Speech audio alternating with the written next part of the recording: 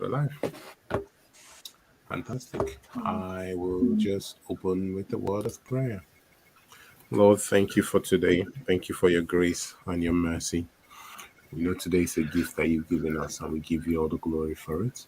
We commit everything that we're going to do to learn, study today. We just pray that you help us to be able to apply it into our lives, and let's have an enjoyable evening. In Jesus' name, amen. All Amen. right, cool. Cool.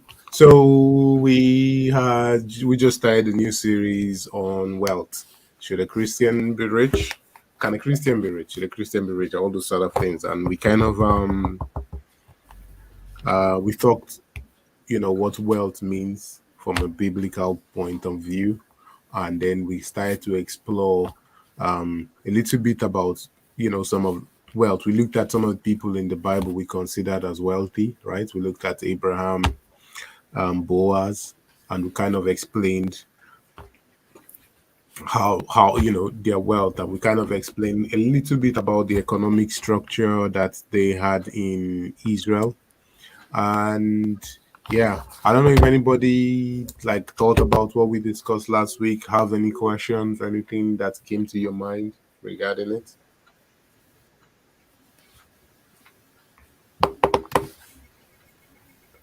No.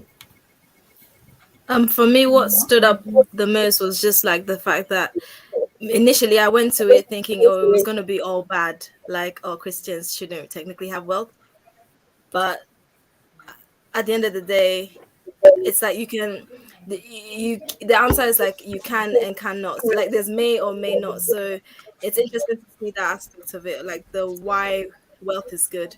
And now, yeah, that's all that. Well, Sorry, let's I'm not say why. lagging. So I can No, hear no. myself in the background. Sorry if I'm lagging.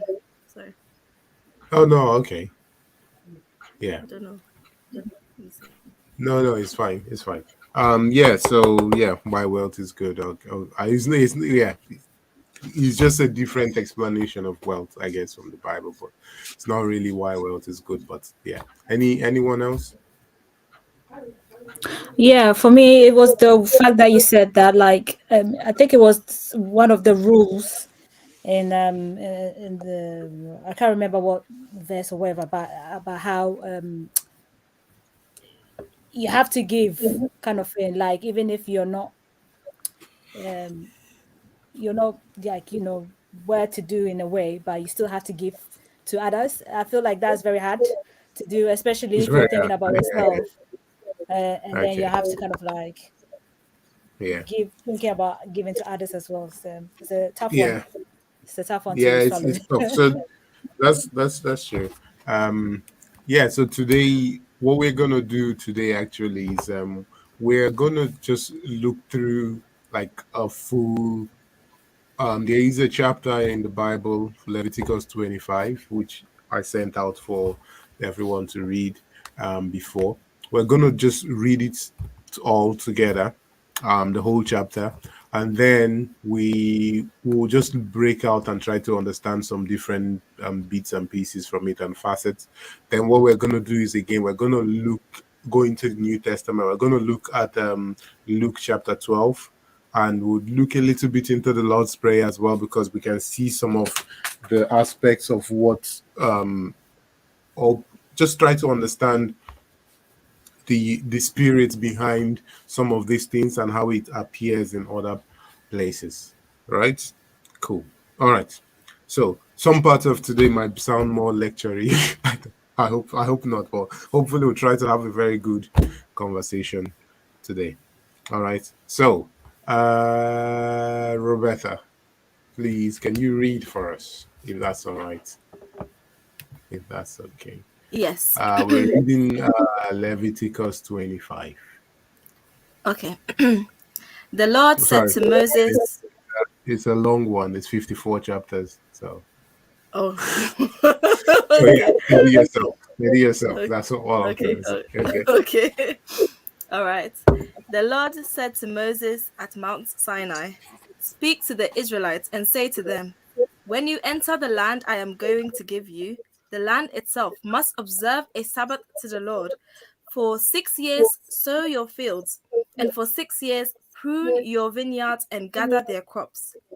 But in the seventh year, the land is to have a year of Sabbath rest, a Sabbath to the Lord. Do not sow your fields or prune your vineyards. Do not reap what grows of itself or harvest the grapes of your untended vines. The land is to have a year of rest.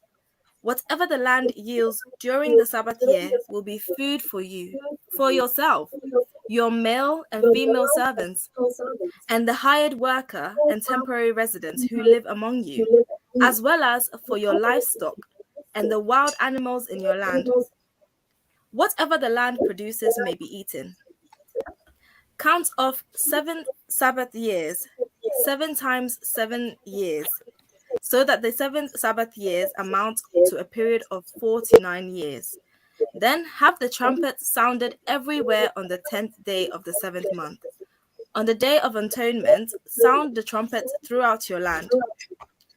Consecrate the 50th year and proclaim liberty throughout the land to all its inhabitants. It shall be a jubilee for you.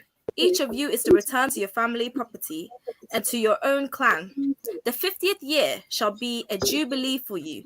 Do not sow and do not reap what grows of itself or harvest the untended vines, for it is a jubilee, and it is to be holy for you. Eat only what is taken directly from the fields. In this year of jubilee, everyone is to return to their own property. If you sell land to any of your own people or buy land for them, do not take advantage of each other. You are to buy from your own people on the basis of the number of years since the Jubilee, and they are to sell to you on the basis of the number of years left for harvesting crops. When the years are many, you are to increase on the basis of the number of, you are to increase the price, and when the years are few, you are to decrease the price, because what is really being sold to you is the number of crops. Do not take advantage of each other, but fear your God. I am the Lord your God. Follow my decrees and be careful to obey my laws, and you will live safely in the land. Then the land will yield its fruits, and you will eat your fill and live there in safety. You may ask, what will we eat in the seventh year if we do not plant or harvest our crops? I will send you such a blessing in the sixth year, and that the land will yield enough for 3 years. While you plant during the eighth year, you will eat from the old crop and will continue to eat from it until the harvest of the ninth year comes in. The land must not be sold permanently, because the land is mine, and you reside in my land as foreigners and strangers. Throughout the land that you hold as a possession, you must provide for the redemption of the land. If one of your fellow Israelites becomes poor and sells some of their property, their nearest relative is to come and redeem what they have sold. If, however, there is no one to redeem it for them, but later on they prosper and acquire sufficient means to redeem it themselves, they are to determine the value for the year since they sold it and refund the balance to the one to whom they sold it. They can then go back to their own property. But if they do not acquire the means to repay, what was sold will remain in the possession of the buyer until the year of Jubilee. It will be returned in the Jubilee, and they can go back to their property. Anyone who sells a house in a walled city retains the right of redemption of a full year after its sale. During that time, the seller may redeem it. If it is not redeemed before a full year has passed, the house in the walled city shall belong permanently to the buyer and the buyer's descendants. It is not to be returned in the Jubilee. But houses in the villages without walls around them are to be considered as belonging to an open country. They can be redeemed, and they are to be returned in the Jubilee. The Levites always have the right to redeem their houses in the Levitical towns which they possess. So the property of the Levites is redeemable, that is, a house sold in any town they hold, and is to be returned in the Jubilee, because the houses in the town of the Levites are their property among the Israelites. But the pasture land belonging to their towns must not be sold.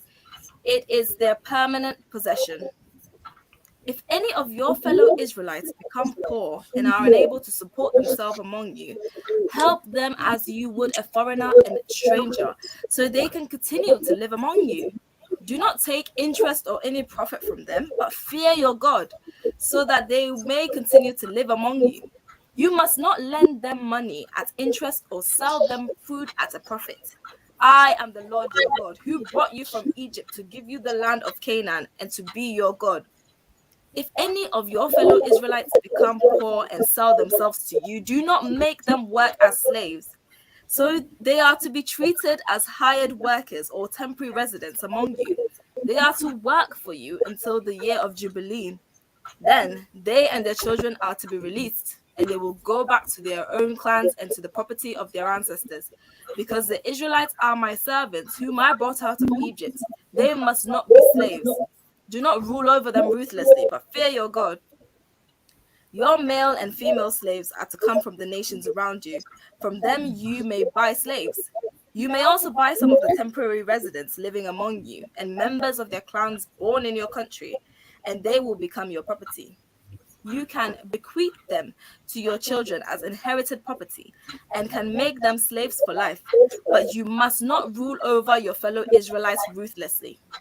If a foreigner residing among you becomes rich, and any of your fellow Israelites become poor and sell themselves to the foreigner or to a member of the foreigner's clan, they retain the right of redemption after they have sold themselves. One of their relatives may redeem them. An uncle or a cousin or any blood relative in their clan may redeem them. Or if they prosper, they may redeem themselves. They and their buyer are to count the time from the year they sold themselves up to the year of Jubilee. The price of their release is to be based on the rate paid to a hired worker for the number of years. If many years remain, they must pay for their redemption a larger share of the price paid for them. If only a few years remain until the year of Jubilee, they are to compute that and pay for their redemption accordingly. They are to be treated as workers hired from year to year. You must see to it that those whom they owe service do not rule over them ruthlessly. Even if someone is not redeemed in any of these ways, they and their children are to be released in the year of Jubilee. For the Israelites belong to me as servants. They are my servants whom I brought out of Egypt. I am the Lord your God. Okay. Oh, that was long. Well done. Thank you. Thank you. That was very long. Um, cool. Okay. Does anything stand out to anyone? Anything that anyone noticed? Anything that they wanna that stood I out just to want to you? say that God definitely gave Moses a lot to go back to the Israelite with. I don't know Yeah. how he retained it all. Okay, so just saying. Yeah. um, it's just Oh, this I whole. also there was also something about slaves. It sounded a little bit hypocritical, if I'm not mistaken, unless I Mm-hmm. No. misunderstood what was Mm-hmm. read. Because it's saying that the Israelites should not be slaves, but Mm-hmm. then you can have slaves. Or Yes. did I miss? So you can take foreigners as slaves, but you cannot take slaves from your own people. Yeah, Yeah. it's strange. Yeah, I Interesting. agree. So we'll look into all of that and the whole slavery system and how that worked. And yeah. Okay. Okay. Okay. Anything else? Anything else? Let me see.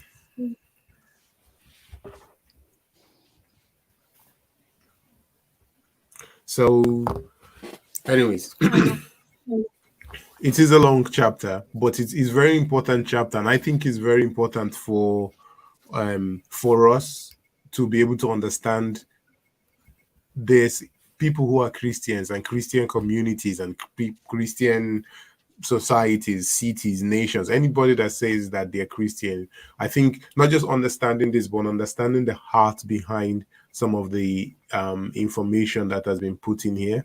So this is the chapter that details the most, 54 chapters is long, but it's given a whole detailed explanation of the economic system that God wants his people to establish and to live under, right? So if you, one of the things, the systems by which people live under, and we've talked about this a little bit, the system that people live under is responsible for the poverty and the wealth within that system, right? So for us to be able to understand poverty, and or to be able to also understand wealth, and can a Christian be wealthy or all those things, we have to come back here and look at the system God put in place and see what that system allows someone to be able to do and where they are able to go. So we've looked into it a little bit. So when the Israelites came out of they came out of slavery, and God gave them this land.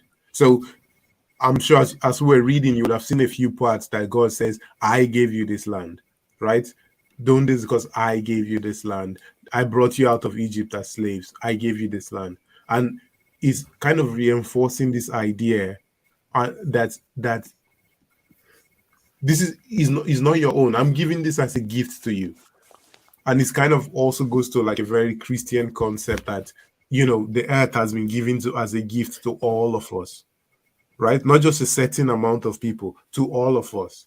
So in that regard, the way we all live is very important. So if you think about it, if your parents, you have, parents, that we all have, have siblings and all those sort of things. If the parents give a gift to all their kids, but it says all of you should share it, the parents will feel some kind of way if one person out, let's say they have 6 kids, for example, one child or two of the two children out of the 6 are the only one benefiting from the gift that the parents has given to all 6 of them. Do you understand? So it's not right. So God has given them a whole economic system to make sure that a lot of things happen, right? I'm just gonna we're just gonna look through some of the things in the system, and then we'll try to what's the word? We'll try to see, one of the aim is not just to take this here, what as we've talked about, not just take this word for word and just apply it to us, because we live in a totally different time, different place, different uh economic systems that you know that are around. So it's just to understand this and then try to see if we can apply it to where we are. Okay. Now the first thing that is mentioned here is kind of this whole concept of Jubilee and the Sabbath year. So I just put, I don't know if this how visible this is, but this is just my lines of drawing. It's it's kind of like a reset process that God has told them to put in place. So every 7 years, and there's another reason, another importance to this. Every 7 years, you have so all the families got their land, right? It's very important to say all the families got land. I'm not talking about land to live on, but land to farm and to use for livestock and all that. So again, when we talked about wealth last time, we talked about the wealth is the was the control of private property or control of property for the common good, right? So all of them got, they are given they are allotted their own piece of land so that they can be able to control their destiny in terms of how much they can eat, how much wealth that they have for themselves and their family, private property. Okay, now they were then told that, okay, you farm, but on the 7th year, you have to leave the land alone. No farming, no work on the land. Just leave it alone. The land will have a year of rest. Now, as you can imagine, that means every 7 years, a lot of people will have the whole year off. So if your main work and activity is farming and all those sort of things, every 7 years, you will get the whole year off from farming and all those sort of activities, right? So they farm, and they have to work really hard in the 6th year, because in the 7th year they're not going to they're not going to do any form of farming, planting or harvesting or anything like that. So when it goes to the 8th year, that's when they will start planting and harvesting. And you can imagine before those things will be able to grow and reap a harvest, we're going into the 9th year. So every year, every 7 years, they have to trust God that what they've planted and grown in the 6th year will feed them up till the 8th, 9th year. And this is a process that they have to keep doing over and over again for every 7 year cycle. Then when it gets to the 49th year, you have the big reset, right? The land is left bare as well, and then everything is reset. Every single property that you've acquired beyond your own land that was allocated to you and your family, you have to return that back to the people God allocated that land to. You must do that. Anybody who is in slavery or any form of thing like that, they must return and be set free.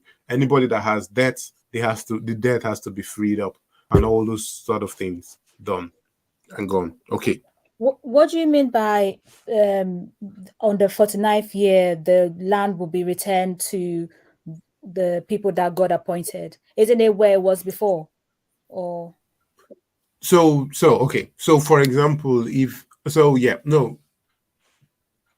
during the process, some people might sell off their land because to pay off a okay. form of debt or stuff like that. If that happens, when it gets to that year of Jubilee, the 50th year, sorry, not just the 49th year, after the 49th year is the end of its cycle.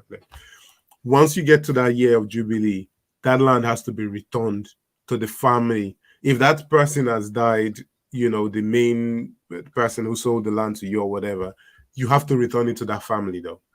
So that land must go back to the family that God allocated the land to. You can't do anything back with it. And then if you have any form of slaves and every form of things like that, you have to return. Everybody goes back, return everybody, nothing.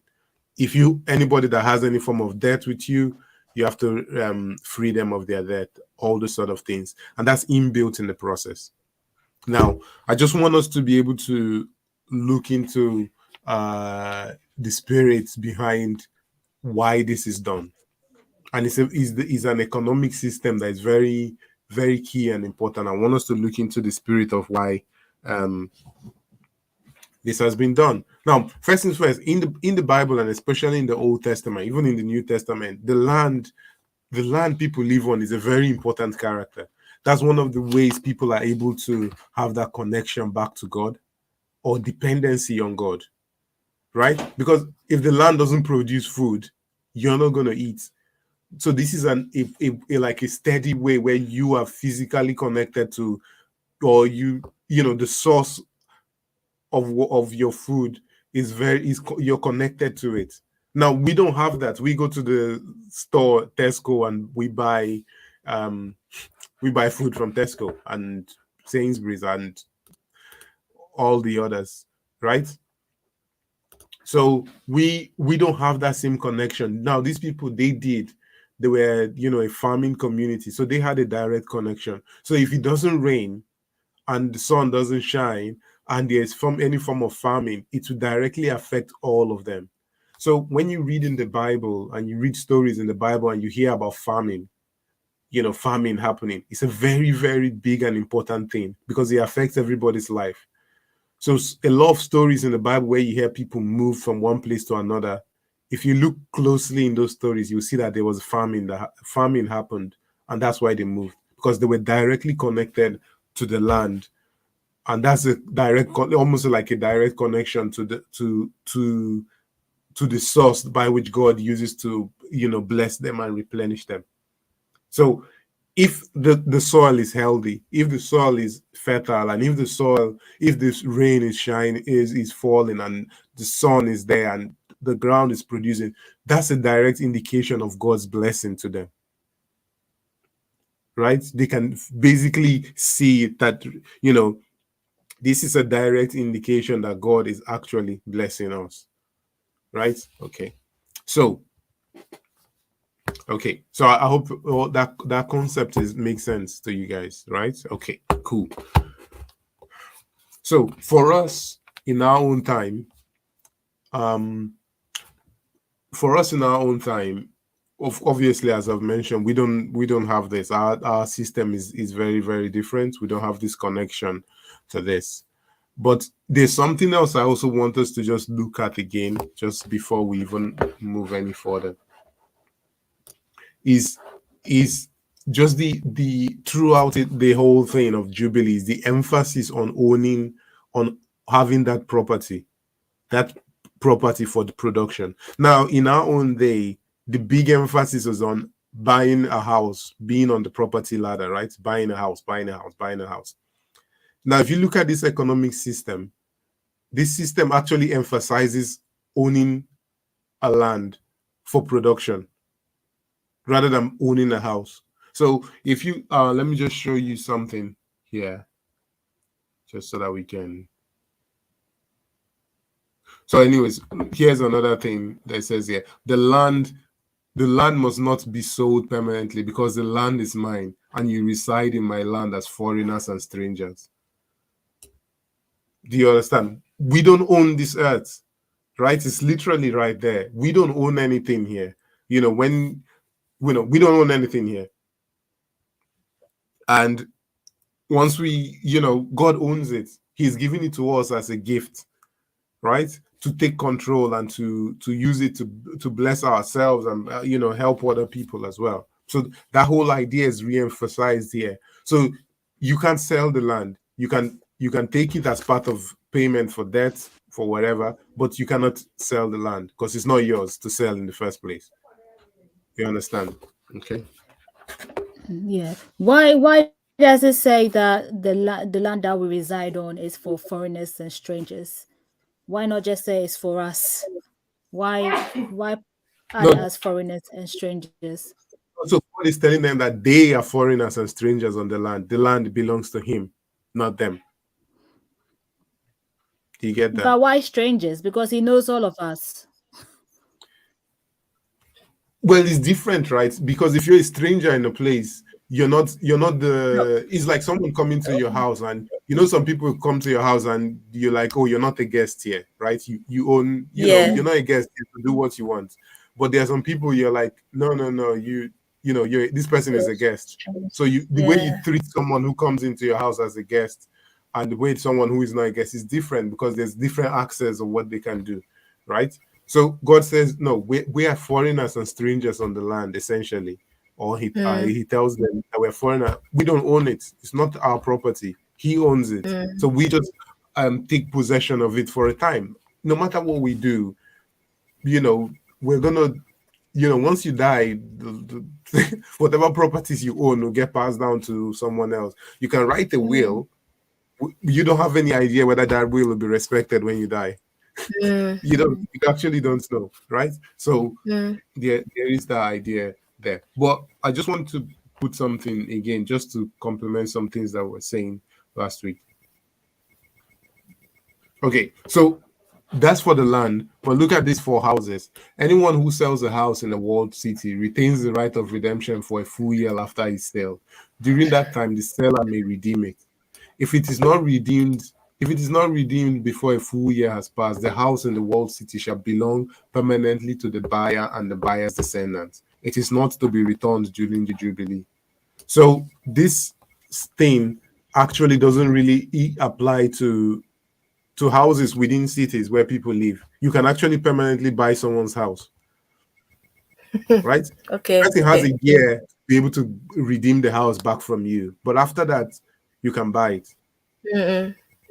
But their land that they use for production of sustenance, you can't buy Mm, that forever. Now, you see, this falls in stark contracts. Where we are now in our life, there's this push to own houses, which is fine. Everybody should own a house, and that's good and important. But that takes importance over owning productive property. so Because at the true. end of the day, you understand, your house, you have to take care of your house. You have to spend money on the house, right? You have to spend money on the house. And if you're, based on the economic situation, if you're, I don't know, based on the economic situation, the value of the house will go up. That's if you want to sell the house, but your plan is to live in the house, right? So it doesn't really Yeah. matter whether the value goes up or down or whatever. Anyways, But to be but fair, our culture today, we're not really like doing anything with like I don't see people like doing stuff with land. Do you get it? Unless you're a farmer. But like a lot of yeah, us don't know how to but so we classify land as productive property. So productive let's call it property. productive property. Okay. So, property that produces some that you can go and, produce a living for yourself rather than property that you spend money to take care of. Oh, right. Say that one more So time. So property that you can use to so like produce a living for productive. yourself. So that's what we will class as productive property. So would this be a stretch if I Let said let if we okay? go on. Sorry. I was just gonna say if you buy a land for productive purposes and you Mm-hmm. build a house on that land to sell, is that being Mm-hmm. productive? What do you mean by productive purpose? I guess what you mean. Like what So you mean like so okay, something a property that produces an income for you. Do you produces understand? income for you. So, Okay. for example, if let's say now you own a shop, it's a hair salon or something. Okay. That's a form of property that produces an income for you. All right. Yeah. Yeah. Do you understand? So you Okay. own, Yeah. even if let's say you own a farmland that produces food, it produces something for you, sustenance, right? So it You get doesn't just something in have to return. be land, but it's property that produces something for you. So let me put it to a while. Let me go from a bigger scale to let me go corporate. So for example, McDonald's, oh, pretty much I would say 90 something percent of all the McDonald's you see, McDonald's actually owns the property. They're not leasing it. So every single Mm. McDonald's you see, the chances are 9 out of 10 chance that McDonald's actually owns that property plus the land and everything that the McDonald's is built on. Wow. Okay. Wow. Yeah, so that is productive property. Right. I They get it. own that. You Do you understand? own. So it's property that produces a live that can produce some form of sustenance for you, right? So Mm. if we go back to their own time, biblical times, it will be land for farming, land for your livestock, land for those sort of things, right? Right. You can Right. have a factory. So these guys, they did their land, they started producing grain. They produce all the stuff, mills to produce grains and different things, to be able to sell and stuff. So you can produce different things on it. Those sort of things, God does not want you to sell that. God tells them not to, like they can't sell it. You can't Okay. sell it, right? Mm, Because mm, mm. it's very important for people to be able to have productive property so that they can sustain Mm, themselves. mm, Does that make I sense? get it. Right? Yeah. Because you when you have your house, if inside your house you can live in your house. Everybody needs a house. You need a roof to live in. And you can But live in your house and you can do all that, but your house will never be able to provide an income for you. yeah. Well, You yeah. understand?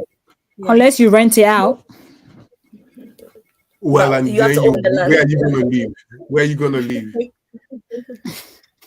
Yeah. So that's the thing. You still have to go live somewhere. So the house is still It's gonna true. cost you. You're still gonna have to pay to live in somewhere. So yeah, Yeah. you can turn your house into productive property by renting it out. Yes, that's possible. But okay, anyways, we get that whole concept. But the thing is, like in our own day and age, there's a bigger emphasis on getting on the property ladder, but getting on Property. the property ladder to own a house rather than to own productive property Yeah. or to own a means of providing sustenance for us. Yeah. Meanwhile, all the guys at the corporate level, McDonald's, Amazon, all these people, they own all the land, they own all the things.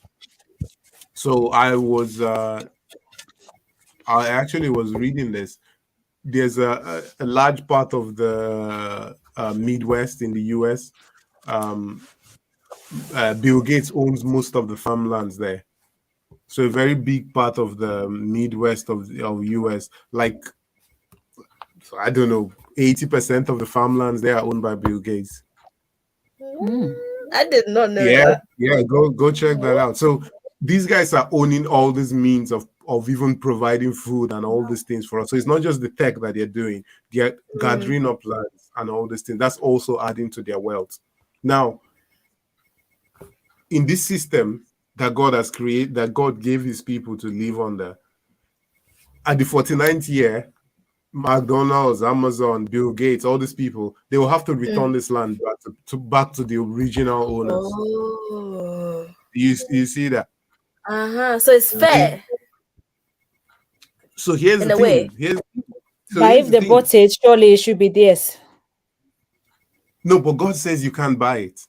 You can only take it for a few amount of years. But when it comes to Rent. this year of Jubilee, you have to return it because it's not your own. It makes sense. But when you're returning it, you're not returning it with the what's the word I'm looking for? What the Like with assets that the you or not the the assets production that you the production that yeah you have earned. value the value It's you up. actually put on the land. It's all yours, right? Or does that Well, also Yeah, it if you should transfer be want to to yours. move the anything you put on the land, if you want to take it with you, you take it with you. But the land has to oh, return to the owner. It has to go back to okay. the person. He has to go back to them. Wait, the owner. The owner is God. No, No, well, okay. the The initial the, the people. person go the initial the Oh, person who oh, got the land from. oh, Hmm. oh, that's not fair. No, that's wait, hang on. That's I thought it was fair because if you purchase the land and Mm-hmm. you let's say you're the first, you didn't purchase from anyone. It was there. You went to, I don't, how do you not purchase from anyone? But you get my point. Let's say you were the first No, one. if you if you were assigned the land you're assigned the land, right? Okay. Yes. It's your land. It's land for you and your Uh-huh. family. You Uh-huh. sell the land because you got into trouble. You needed money, whatever reason. You sold the land. So the land. On the year of Jubilee, the person that bought that land from you has to return the land back to you and your family. So what do I do in the meantime while I've sold the land? Well, you use the money that you got to try to take care of yourself. Oh, That's why right, you sold right. the land because you needed the money or something, right? Right. Oh, so then I get back. Oh, so then I get more back. Oh, Well, okay. that year you get more, and even if you're dead, the people who the even if you were dead, Oh, the land days. has to return to Yeah. the land has So to return to your family, your descendants, anybody that comes after you. But the land has so to go back to your family. okay. So in the end, technically, everybody is getting something from the land. Everything gets is a reset. Everything goes back to who owned it originally. I'm trying to think in the context of Bill Gates. Let's say Bill Gates Okay. sells. we buy we buy his farmlands, yeah, Hmm. and stuff. So he's got his stuff, and I use the what do you call it? Productive. What did you say? Productive something. Asset. You assets. So you get so I use it, and I'm making a living for myself. And at the end of the Jubilee, when the Jubilee Really, comes, I yeah. have to return to all the stuff to Bill Gates, and then can I buy it again after the? You're only giving him back the land. You're not giving him the All stuff right, that you did on the land. You actually got it's money or interesting. whatever Yeah, out but of it. it's the So I other can way feel like It's around. Bill yours, Gates isn't per it? name. Mm-hmm. No, but you own the land. Bill Gates comes to buy it from you, Oh, right? right. So you own the land. Maybe you Yeah, get into some money trouble. yeah, Bill Gates says, "I want to buy your land," and he takes your yeah. land. Take the Gives you land. money, right? Okay, When okay. it comes to the year of Jubilee, Bill Gates has to return that land to you. Oh, okay, Now, if okay. for some reason you're, let's not say you, but if for some reason you're dead, the Uh-huh. land will be returned to your children Right. So or it to goes your back to the family, but owner. it must be returned to your family. Mm. Okay, Okay. so why? Okay. You're now down to why? Why is this happen? Why does this happen? Yeah. Roberta, do you Why? understand why this system is set in place? I don't know. Me? Yeah. I'm just asking. Do I know why? Do you Initially, I understand? thought I Mm-hmm. thought it would be it's I guess to teach us like maybe not to be so focus on ownership of something. I don't know, like being like sharing. It's like again the idea of sharing.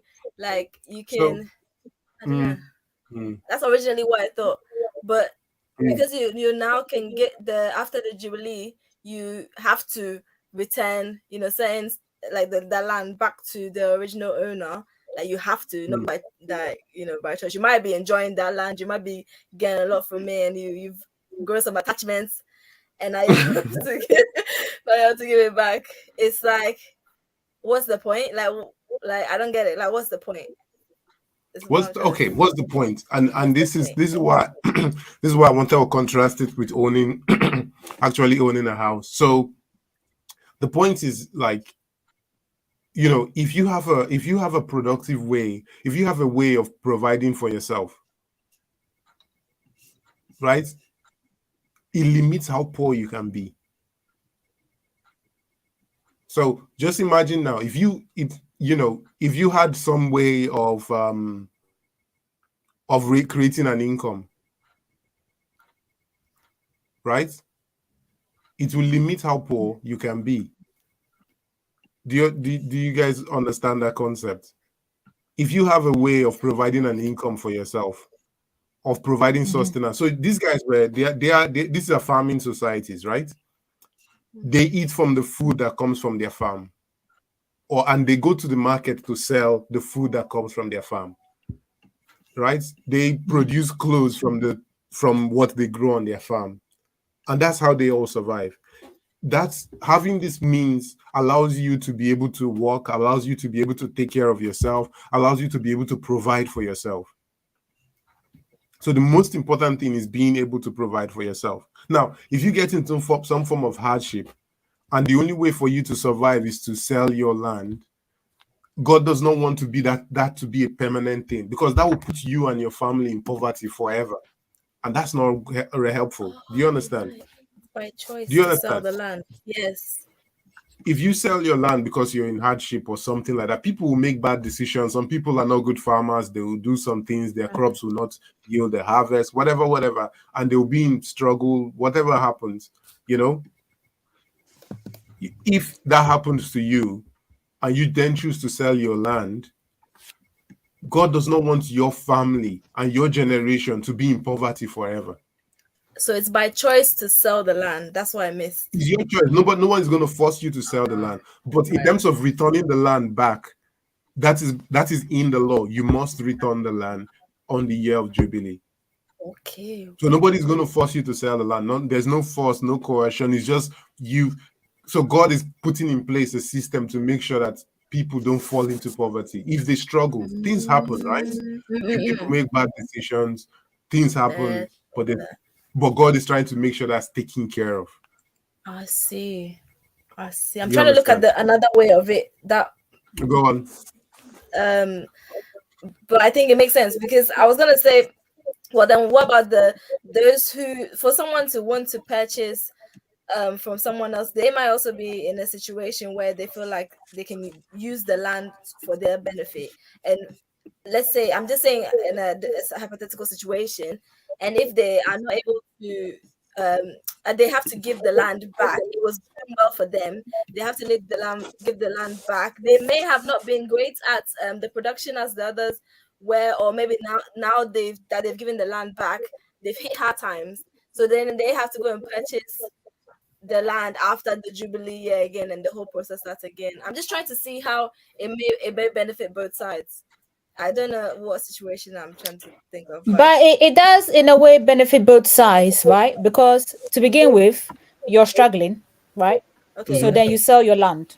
yes, And then in selling your land, you receive some for you to actually, and what's the word?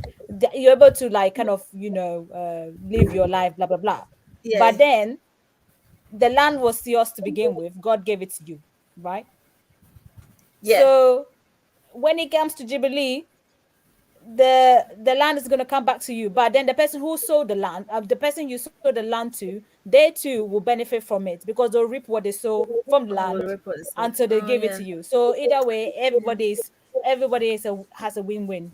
everybody I wins in see. it Yeah, because I everybody see. has Yeah, a speck of So, yeah, I get you. chance to use the yeah. land. But but And you I can think see as the well. Oh, go on. I was just gonna say, like, this system that we're looking at is like the beginning. So it's like God gave them the land, so everybody has land.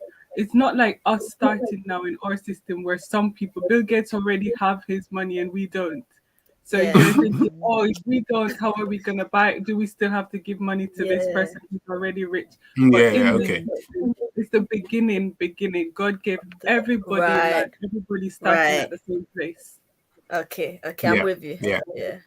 yeah, yeah. But again, the aim is to make sure that again, okay. So the aim here is to make sure that there's no people. So is to make sure that there's not Bill Gates on one end and then people sleeping on the streets on the other end, Mm, right? Somebody who owns all the land and then somebody who owns nothing.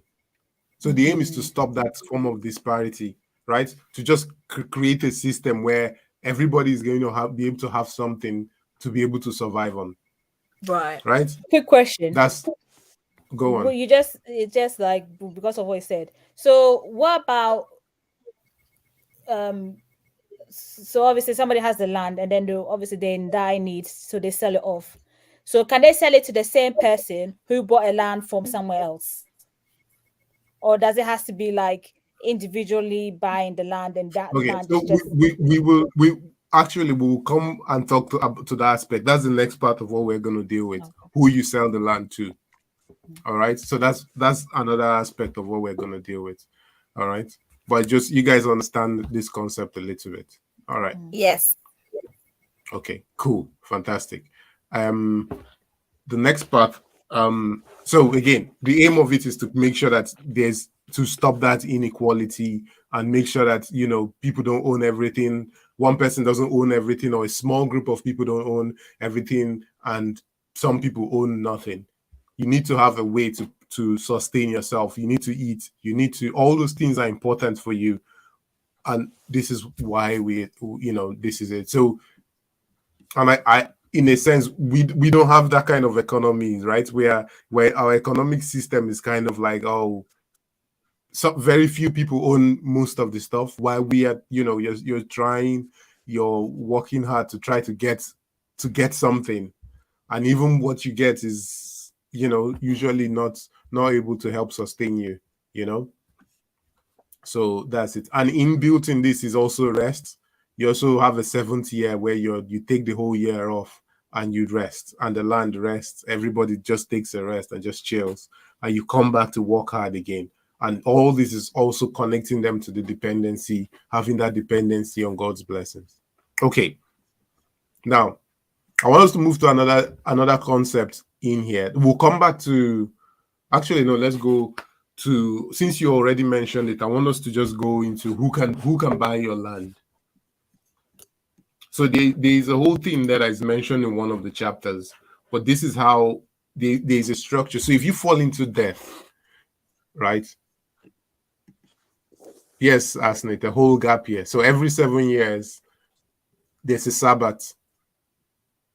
And every 7 years, there's a Sabbath. They leave the land, rest, don't do any work on the land, go about your day, and That's the enjoy. life. Yeah. Yeah, but basically then you have to be very smart about how you actually um cultivate the land, because Mhm. if a whole year you're not going to do anything about it and then you don't really do something, I mean the whole year you're not actually going to be working on the land, and you don't do like, and for that 7 years before you have the year off, you don't do anything, then you're going to be the ones to suffer. Is that where the That's blessing where of God comes in? That's when the So blessing God comes tells in, no? them that this is the reliance of God. So on the 6th year, they work very hard. So they hope that what they plant in the 6th year, and all the work they do in the 6th year will reap a harvest that will last them for 2-3 years. Yeah, That's so you the have to hope. make sure. That's the hope. Mm, And that's the prayer. This is where inbuilt in this system is also the dependency. They have to rely on God on a constant mm, basis, that God will. And God tells them, if you guys keep to this system, there will be no poor among you. There will be no No one is going to struggle. You guys will lend to nations. You will become wealthy and you will lend to nations, and I will bless you. But you got to keep this system going. Okay. So one of the other things that is mentioned is who can buy your property from you, right? So let me see if I can find a place.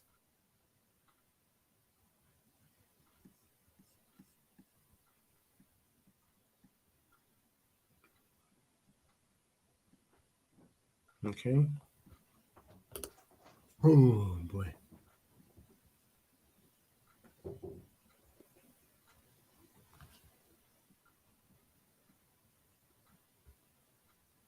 Okay. So I can't really find. It's just one of these. I have to troll through. Oh, right. Let me see if I can find.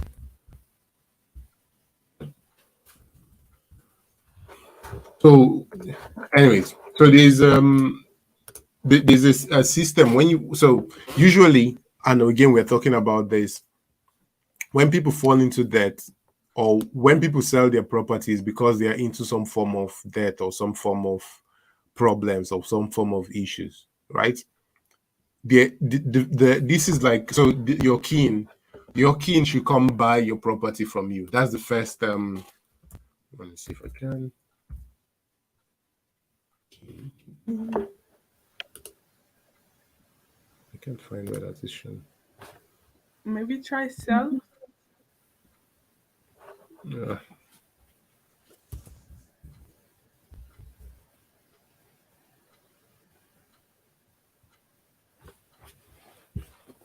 Yeah, I think it's one of these.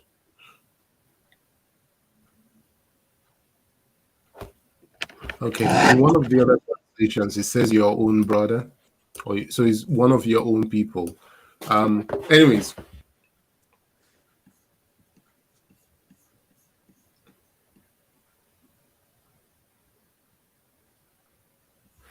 so the idea of this is when you're in trouble, you have a property to sell or stuff like that. You have to sell. The first person that should come to your aid is your family member. So if you have trouble, you need to sell off your land. The first person that you should come to, this is the Israelites. This was the cycle of kinship that they had, right? Your next of kin. This is where the idea comes from. So the first person in your line of kinship is your family, your brother, your sister. Those are the people that you should first try to sell or should first come to your aid in terms of selling your land and things like that, or getting loans, stuff like that. And then, if none of them are able to do or help you with that, you should go to your clan and then your tribe, and then I'll extend to the nation. So it starts from your family first. Now, But I don't know. what if you and your family are in hardship? Then you move to the next level up, your clan, and then from Right. your clan to your tribe, then your tribe to your nation. That's where you start growing out. The main idea here is that when you're in some form of hardship, you don't make very good decisions, and it's very easy for you to be taken advantage of, right? So the idea is that at least your brother, your family member who is right there beside you, they will not be able they will not take advantage of you. At least that's the hope. You Some hope, people yeah. don't have good brothers and good No. family members, so this this might be an issue for them. But the idea is that they they would not take advantage of you, and that's which is very very important. I think when you're struggling, you make very bad decisions, so it's always good for family members who understand you, who can come in and help you. All right, cool. Now I want us to move to something that I want to get everybody's view on, and then we will talk. So one of the things that we've read about here is about loan. So when you're in hardship, whatever, you can go take a loan. Maybe you don't want to sell your land. You can go take loan. You can go take um loan, borrow money, and God says you should not charge an interest. I want to know what you guys think about that idea. I think If you it's say. fine. If you have the money to lend, right? Then just lend Hmm? it It's and almost then like, get your Yeah. money back. Yeah, do yeah, not it's take all any it's interest or any profit from them. Go on. it's almost like you have to learn to like trust that the person will pay you back in a way. No, So because on the year of Jubilee, if the person has not finished repaying, you have to forgive them their loans or their everything they've borrowed from you. You have to let it go as well. oh, So so doesn't remember that. it? So then doesn't it put you in like a situation where you now have to decide whether it's worth giving a loan or not? Like it's almost like has to be So good. No. in where did we read this last week? So so here it is in Deuteronomy 15. God says, if anyone is poor among your fellow Israelites in any of the towns, let me just highlight the whole area. This area. If anyone is poor among your fellow Israelites in any of the towns of the land of the Lord is giving you, do not be hard-hearted or tight-fisted toward them. Rather, be open-handed and freely lend them whatever they need. Be careful not to harbor these wicked thoughts. The seventh year, the year of canceling debt, is near, so that you do not show ill will toward the needy among your fellow Israelites and give them nothing. They may then appeal to the Lord against you, and you will be found guilty of sin. Give generously to them and do so without a grudging heart. Then because of this, the Lord your God will bless you in all your work and everything you put your hand into. So God is saying, if you start thinking the seventh year. So there's the seventh cycle of years, and then there is the big one, the Jubilee one, which land, all those things we said. So if you start thinking, oh, the year for me to cancel people's debt is coming, I'm not going to lend money. God says that's a sin. Nothing should be a barrier to you lending money to someone else or giving a loan or borrowing, whatever. Nothing should be a barrier to that. So, what do you guys think of this? I mean, it's your life, So if you don't want to give, you don't want to give. That's a sin against God. It's a tough one. I'm just trying to think of it in today's Okay. world. But I guess Like, if you think of it in today's world, it's even harder. But I mean, obviously back then it makes sense.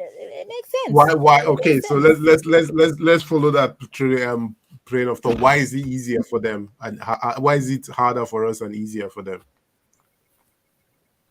I wouldn't say it's easier for them, but maybe they've seen they see what sin can do. I don't know, but yeah, as far as it's like, okay, I'm thinking of other things we have to get loans for. Oh my goodness, you probably have to get loan for a house. You might have to get a loan for, and we don't earn well, a lot of us don't earn six figures to get to a point where loaning is something you don't even think about it. A lot of people are learning, so then that puts pressure on. Well, I don't think it puts pressure, but that whoever's learning out these things, like these banks and all this stuff, they can think smartly because they want to make some profit about it.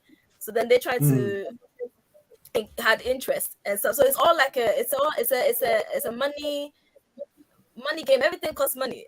Everything costs money. So it's like they're trying to. And also, I learned this the other day how But countries have their own hmm, have their own the what?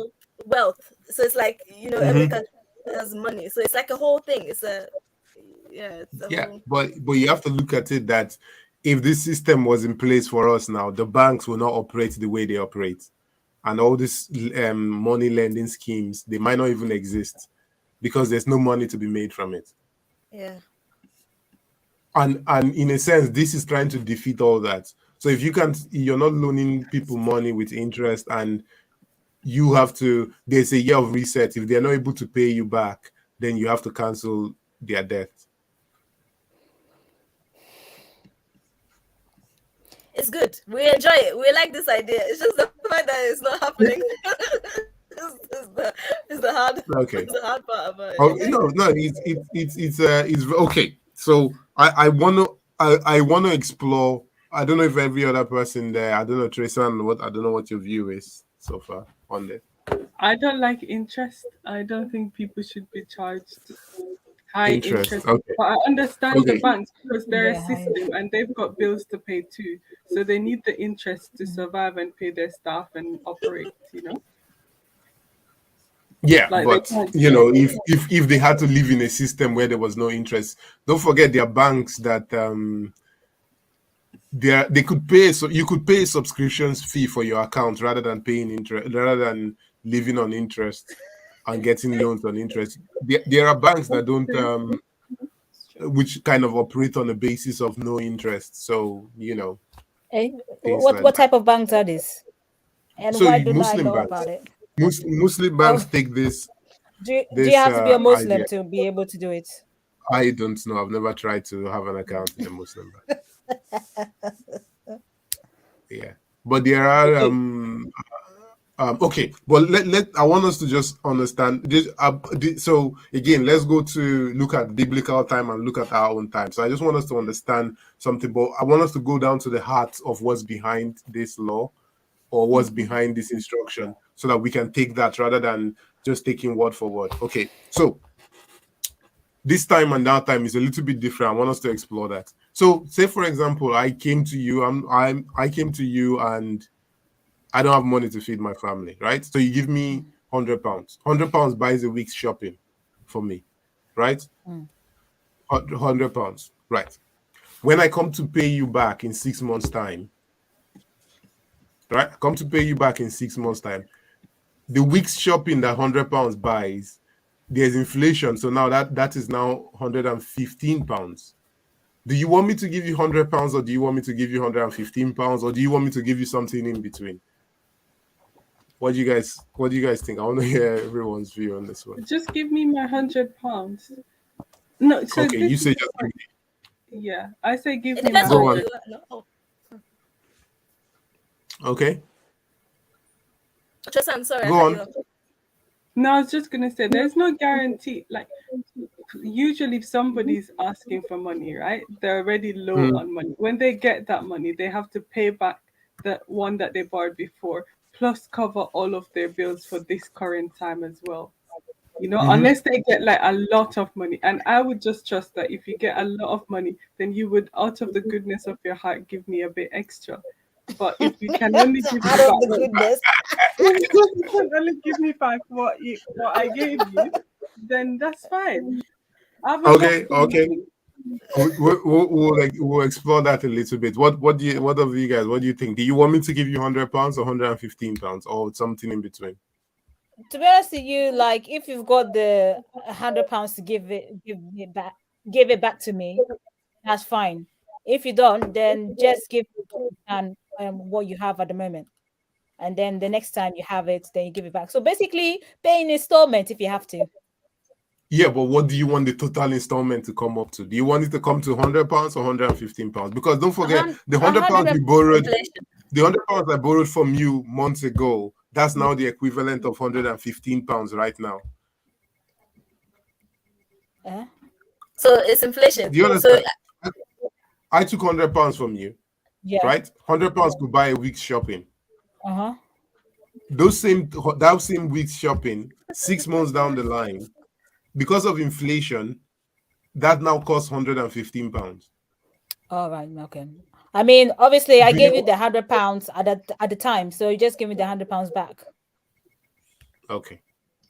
Okay. Even if it's a year later, you will still want the £100 back. Just the £100. yeah, Yeah, I'm like, because now that's how forget much. it. Yeah, because that's how much I paid you. So Yeah, it's So still I low. or guess gave he to has you. to pay Um, she wants can, £115. can Okay, I let's speak? okay. Oh, Go on. Arsenal want to say something. Yeah. Oh, okay, you can hear me. Yeah. I want 115 because that is equivalent of the money that I gave you. Hmm. If you give me £100, the equivalent is kind of like you cannot give me 95 or 85. So I'm not gonna be able. You're not getting the full value of the money. But if it's family member and that person is already struggling, I'll take Yeah, what I can get. yeah. That's what I was But gonna say. Okay. Okay. So we're a little bit divided. Okay, back to you guys that want to take your £100 back. If the £100 now is now the equivalent of £200. Will you still want your £100? Yes. Okay. As in they'll pay you £200. So it's let's say worth what £200. there's really bad to inflation, and all the things that £100 could afford now cost £200. Would you, because that's the inflation, £100 now, 6 months later is £200. What would you want your £100 or £200? I probably say 200 for that one. No, So I'll the still, bigger I'll the take bigger the 500. no, I'll difference still say affects. £100. I'll still say No, because £100. £100 is not going to be worth the cost of 100. Yeah, but that's how much I gave you. That's Yeah. how much I gave you. So just give me back that £100. Why? Because of inflation. Now I'm asking you more when you were struggling before. I know that means you're struggling even more now. No, You know. Yeah. no, hang on, but they won't be struggling anymore when they pay you. They're not going to struggle, right? Yeah, no, that's why they're giving you back the £100 that they asked for. Yeah, because they can now afford. So no, it's not that they can now afford. Maybe it's that they've now got back their £100 that they borrowed before initially. So they're now giving that back to you. So now you're not going to store them for another £100 to make it but that £200 because of £100. inflation. Okay. Let me put it like this. Okay, look, let me put it in a different way. Say you had £100. You wanted to buy something. Let's say you wanted to buy a phone. Let's just arbitrary. You wanted to buy a phone. This phone costs £100. Now, when I come to pay you the money, so okay, the cheapest phone that you could buy was £100. That's the cheapest phone on the market. When I come to pay you the money, because of inflation, that same phone that was £100 is now £200. Do you still want me to give you £100? What, the borrower, the me giving the person the £100 or me? No, me borrow the money from you. Do you want the borrower I to borrowed give you back £100? So you were about to or buy a give you back phone. So £200? you were about to buy a phone. The phone costs £100. 200, it'll be 200. Yeah, you're about to You're buy. about to buy a phone. Yeah. You're about to buy a phone. The phone costs Uh-huh. £100. And I said to Yeah. you, you know what? I really need this. Can you help me out? Right? Yeah. So then you gave me the £100 and said you would delay buying your phone. 6 months later, when I come to pay you your money back, there's been really bad inflation, and now that phone, the cheapest phone in the market that was £100 is now £200.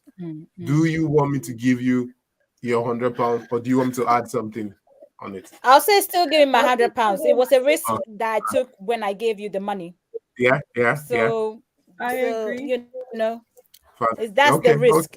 I mean, I could have just said no and just gone buy my phone, but I actually, for the goodness of my heart, From gave the you the goodness. money. Okay. So, No, that's fine. I'm happy. I'm not trying to force you to change your position. So I'm gonna go to actually Arsenet and even Roberta. Roberta is kind of in the middle. So this is the question I'll ask now. Let's say I, in the same scenario, I took £100 from you, right? But things have gone so well and the economy has become so good that when I come to pay you back your money, the things £100 could buy, £95 or £90 can buy it now. Do you want me to give you £90 or £100? 100. I'll take £90 because the way I'm thinking in that situation, Okay. you're giving me the value of the money that I gave to you to buy the things that you needed Okay. to buy. So I want the Yeah. value of the money back. That's the only thing that's fair. When Okay. people start Okay. thinking about, oh, it's high or low, then that's when things cannot get complicated. I just want the value of the money. But Okay. I was just That's thinking, Abby, can you just So lend me some money, please? I need 500. Being a student is really expensive. I'll pay you I Arsenet, can next pay year. you in installment if you want. Arsenet, would you actually say to the person, you know, I was gonna buy the phone and it costs 95 now, so just give me back 95, or would you just take your £100? I feel like if I'm not honest with the person, then I'm losing integrity. So in in the opposite situation, I will not be able to have a leg to stand on. So I'll have to Yeah. tell the person like, okay, no, I'm only taking 95. Because that's the value of the money that you gave me, and that's only fair. And I don't expect the person to treat me in a fair way if I'm in a similar position.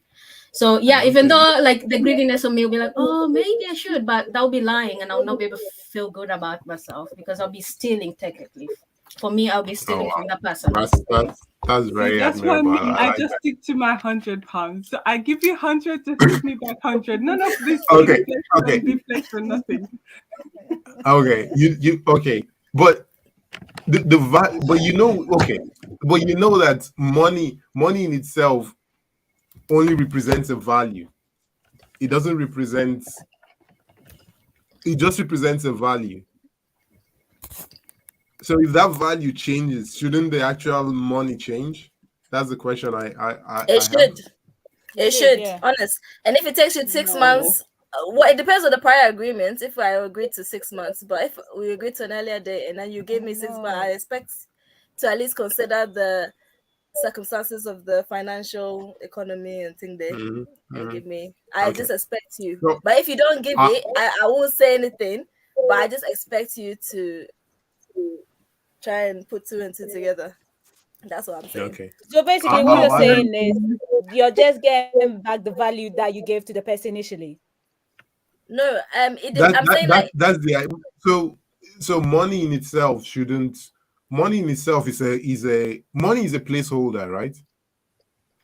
So this is the thing, we're in a world where money means more than it does. Money is actually just a placeholder. Money is like, I owe you this. That's what it means. So go to the bank and the bank, can give you value, or this gives you value of this amount. That's what money is. Money is just a placeholder, right? But we're living in a world where we're chasing money so much that we're actually chasing the paid placeholder, because money is a means for us to be able to exchange and do business together, right? So it's just an exchange of value. Money is the thing in between that allows us to, easily do business. Back in the day, people just exchanged goods and services together, right? So you're essentially, I want oranges, you have apples, we find a business. But that was not effective way of doing things, right? Because sometimes I have oranges, you have apples, and you don't want oranges, right? And I don't want apples. So how do we do business? Then we have to go find somebody that has what I want. Then you find someone that, it's all a mess. So money is just a placeholder in between that allows us. And if I exchange something from you and, you don't know me, how will you come back to exchange in the future? So money just smooths all that process easy, makes it easier to do business with people who are not family, who are not, you don't know, who don't live in your community. So that's what money should do, right? So it's just a placeholder of value. But saying that, I'm just going to add another level to this question, going back to the interest. Say, for example, I took the £100 from you. I'm actually raised the stake, but let me start with the 100. I took the £100 from you, and this £100, I went and I invested it in something legitimate, whatever. And let's say 6 months or a year down the line, I got £500 in returns from the money that, So now, do you want me to take out of that 500, give you back your £100 and keep 400 I made from your own money, or what do you want me No, to do? Go on, go on. no, because in that But no, situation, that was a business decision. You weren't lending the person to survive. That was a business decision, and you made a profit out of my money. I could have invested that money myself and get that money. So if it's a business decision, I'm pretty sure there'll be a contract to begin with. Yeah, I was No, So no, gonna but say you have to be no, upfront. If you're gonna use the money to invest, you need yeah, to tell me. Tell me why you want my money. And if it's your yeah, investing, then we make a yeah. deal. If you make 200, I get 120. You get 80 because it's my money. okay. Listen, So you do want, Business is business. so you that's do want interest then. Huh? So yeah. Just you like you do said, you were technically gonna take want hundred interest, pounds right? and give. Eh, Huh? You both are talking. I can't hear either of you. No, I would say technically you do want interest. Then you do like interest. It Only to depends on the use it for scenario. investment. If they're buying food, that's fine. If they're buying clothes, paying their bills, that's okay. You're investing this money. No, but okay. The investment is my means of survival. So you know. No, then we're making We a both deal. have This to is benefit business from it. now. Yeah. Yes, Yeah. this is Okay. business. Okay. Okay. If Look, like you if said, like money is a resource, right? So mm-hmm. you asked to borrow some of my resource on a detriment of my own well-being. I give you some of that resource. Thinking, oh, you're struggling. I'm gonna be a good neighbor, brother, whatever, and give it that to you. But you take the money and say you go and make a profit out of it. So you definitely went in struggling for you to come and get money from me. So if you're going to make a profit out of it, then there must be a contract between us saying like, okay, it's a 50-50. This is a business transaction, not something Okay. you're going to help me Okay. survive. So I'll change the parameters a little bit. So I'm struggling. I need to feed my family. I take this money from you, and I want to go buy food. On my way to buying food, I find out about a business opportunity that I think is legit, and I think it will actually help. It will actually multiply. It will actually help me. Make more money so that I can feed my family for longer. And then I put this money towards that, and it actually turns out well. So I come to you, I tell you I'm honest, and I tell you about it, and I give you your £100 back and take the No, remaining 400. no, no. In You that tell me case, about it now. We need to review the agreement. It I reminds me gave of you this. money for food. You used it for something else. So now we need to talk again about what this else means. Wow. Okay. Okay. that's So where I diverge from Treason. Um, mm, in a sense, if you in that case, then you wanted the money to build an infrastructure for yourself and your family, and then mhm. I'll be fine. Okay, I'll be fine. So it wasn't nothing malicious. It's like, oh, I have my money, but I don't want to risk it. I'm gonna take your money and borrow kind of thing and make a business of it. For this one, you genuinely you wanna into it. You saw a good opportunity and you invest in it, and you are asking me to be. I mean, to show you kind of some mercy to be reasonable to let me have that money because you pretty much giving you a stepping stone instead of you Mhm. coming back later on to ask me for money every other month. Then I'll be fine But with Mhm. that. mind Okay. you, Okay. like if I did that the same way, like I went out to go and buy something and I saw that opportunity, That business. then Yeah. so I should at least get something out of it because it's the money that I gave to you, thinking that you're gonna use it for something, but in the end you went to use it for something else. Can I So then ask? am I giving you the So money for a so purpose? Is the question. so Roberta, you had a question. I was gonna ask, would this be different if you were rich? You guys were already rich, like you Oh, had if I was money. rich, then that's fine. Just give me back the money I gave you. So now this No, goes to no, the it's value. the principle. No, it's the principle. The principle of it is if you tell me you're using the money for one thing and you use it for something else, we need to Tristan, rediscuss. let's say it was Okay. your Okay. a So parent. so I think you're okay. So you're saying to me, let's put basics now. If someone is borrowing money for business from you, you want interest. If it's not for business, you don't want interest. Oh yeah, Yes, that's true. agreed. Yeah, yeah, yes, Yeah. yes, yes, yes, yes. I All agree of with you that. are you all in agreement on that essentially? Yeah, Roberta is not in yeah. agreement on that. No. Okay. Okay. So technically you guys are for interest then. If it's business, it's business. Yes. Yeah. They are. They are. Okay. The roles are reversed. So wait, so you like interest then? I like investments and business transactions that are good. I Is- concur with is- Shasan. okay. So okay. So we have landed on where okay, we kind of see where everybody is. But okay. Um okay. Okay. So this We're is all reaching to interesting. express it. So it's okay for I the can bank see or government to get some of the money you make from your job. They gave you the loan for your education. Where does it stop? They gave you the platform to go and get a job in life. They gave me the loan for my education. They already set the interest. They know that it's going to be profitable, and based on that, they set an interest for me to pay back. So I'm already paying them back with So interest, the excess. so do you agree with do you, so you don't agree with the cancellation of student loans and debt, or that, the debt people have from student loan? Do you agree with the cancellation of that or not? Yes. The cancellation of student debt. If you can't get a job to pay it Yeah. back, then yes. But if you can, then pay it back. You borrowed it. Yeah. With interest. Yeah. Only Because that's what you those who have signed. a job. Huh? So you don't agree with it just being cancelled. You want No, it there are for those. conditions. There should be Go on. conditions to pay it back. Okay. So I'm seeing here, I'm just trying to see here, is that technically speaking, you guys kind of disagree with the system God has put in place, or the God Yeah. put in place for these people. Yeah. So Vandelas asked the question. He said, "What does the Bible say about giving money to someone? Are we giving with the expectation of a return?" That's a clever man right there.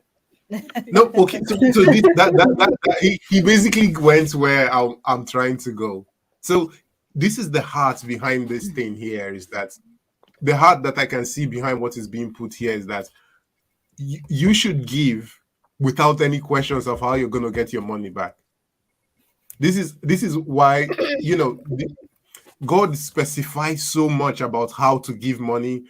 It's a sin if you put any limit or barrier to not giving money. But they don't specify anything for how you get your money back. There's literally no instruction of how to get your money back, apart from when you have to cancel the debt and free somebody from it. So the heart of this here is not just about the loans and everything. The heart of it here is to give, and well, that's it. If you get it back, you get it back.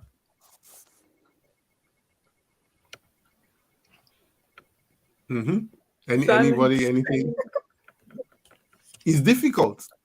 It's difficult. Yeah, that's a difficult thing. Yeah, because at least if you know that you're giving, then you're gonna get it back. It's fine. It doesn't matter. I mean, to be honest with you, see, I'm going back on my word, because I'm like, just basically, this is me. Just give me back the money I gave you. I think that's simple. Just give it back to me. I gave you this money. Yeah, whether it's business or not, just give me back the money I gave you. And I'll just go use it and do my own thing, and I'll invest if I have to. But just give me back the money I gave you. Okay. I think it's go on, sorry. No, I wish there was kind of like a hand raising one, like you could team, so you know that you. I wish. I think it's difficult because it's because of the society that we're living in. We're more capitalists, are motivated by money, so it's hard to shift our mind, because if you decide to go the other route, it means that you are more likely to lose out, because that's not the infrastructure we're living in, like society was. But in a society where the Bible is talking about, where everything, like, you don't own anything, everything is shared, you're kind of like giving and getting, then it's quite relatively fair, because nothing there is owned. Nobody is going to be more richer than the other person. Nobody is going to be more poor than another person. Is more flat, if that makes sense. I don't know what the economic word for that. Well, but no. Okay, so even in the same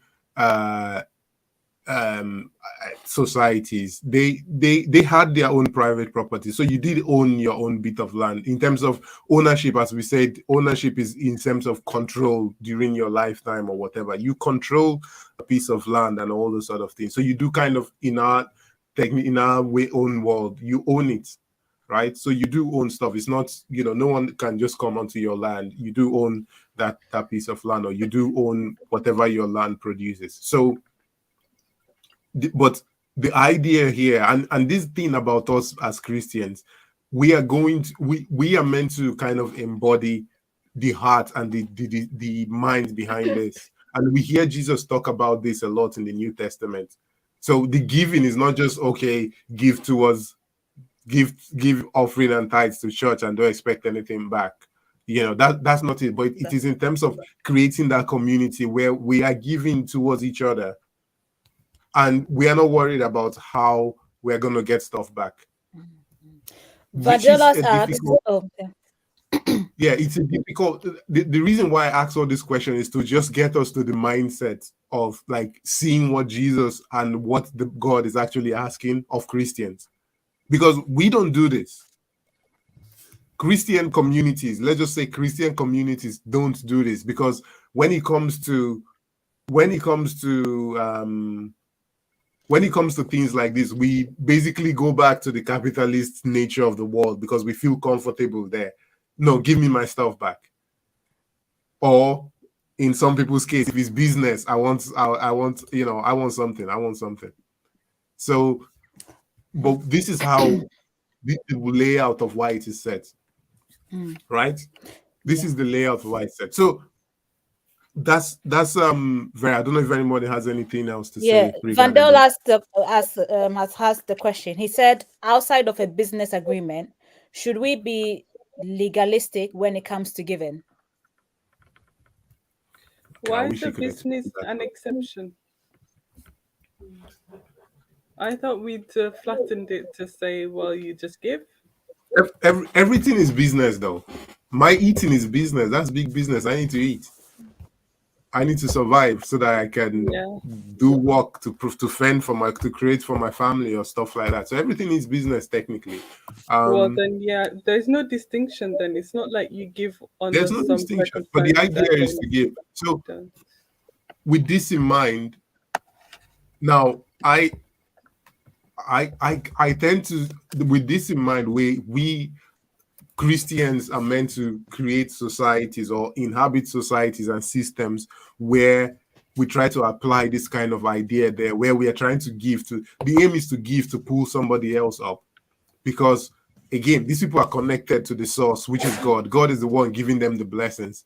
And God's blessing on us is not ratioed, it's not based on anything else. He just keeps blessing us. So if you're connected to that source and you're still getting, why do you need to expect anything in return?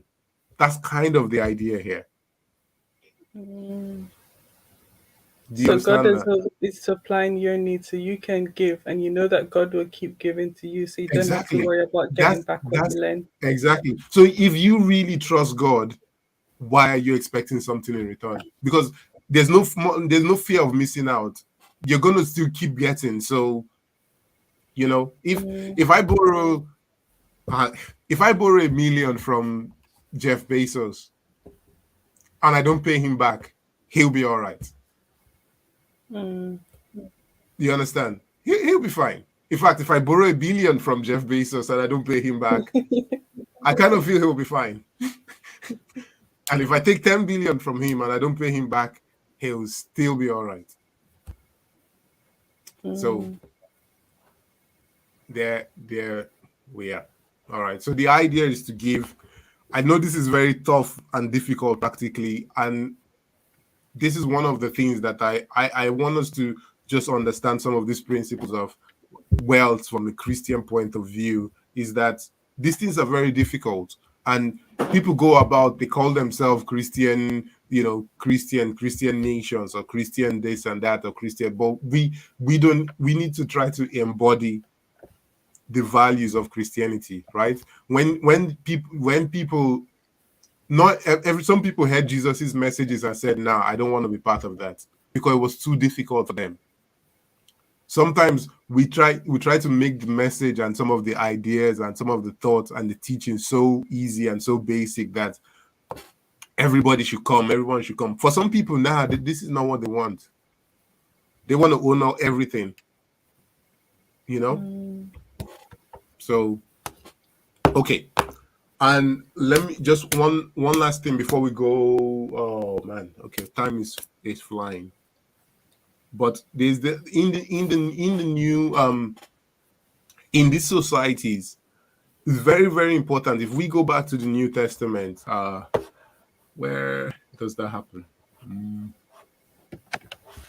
I'll just keep speaking. And if we go back into the New Testament, we see that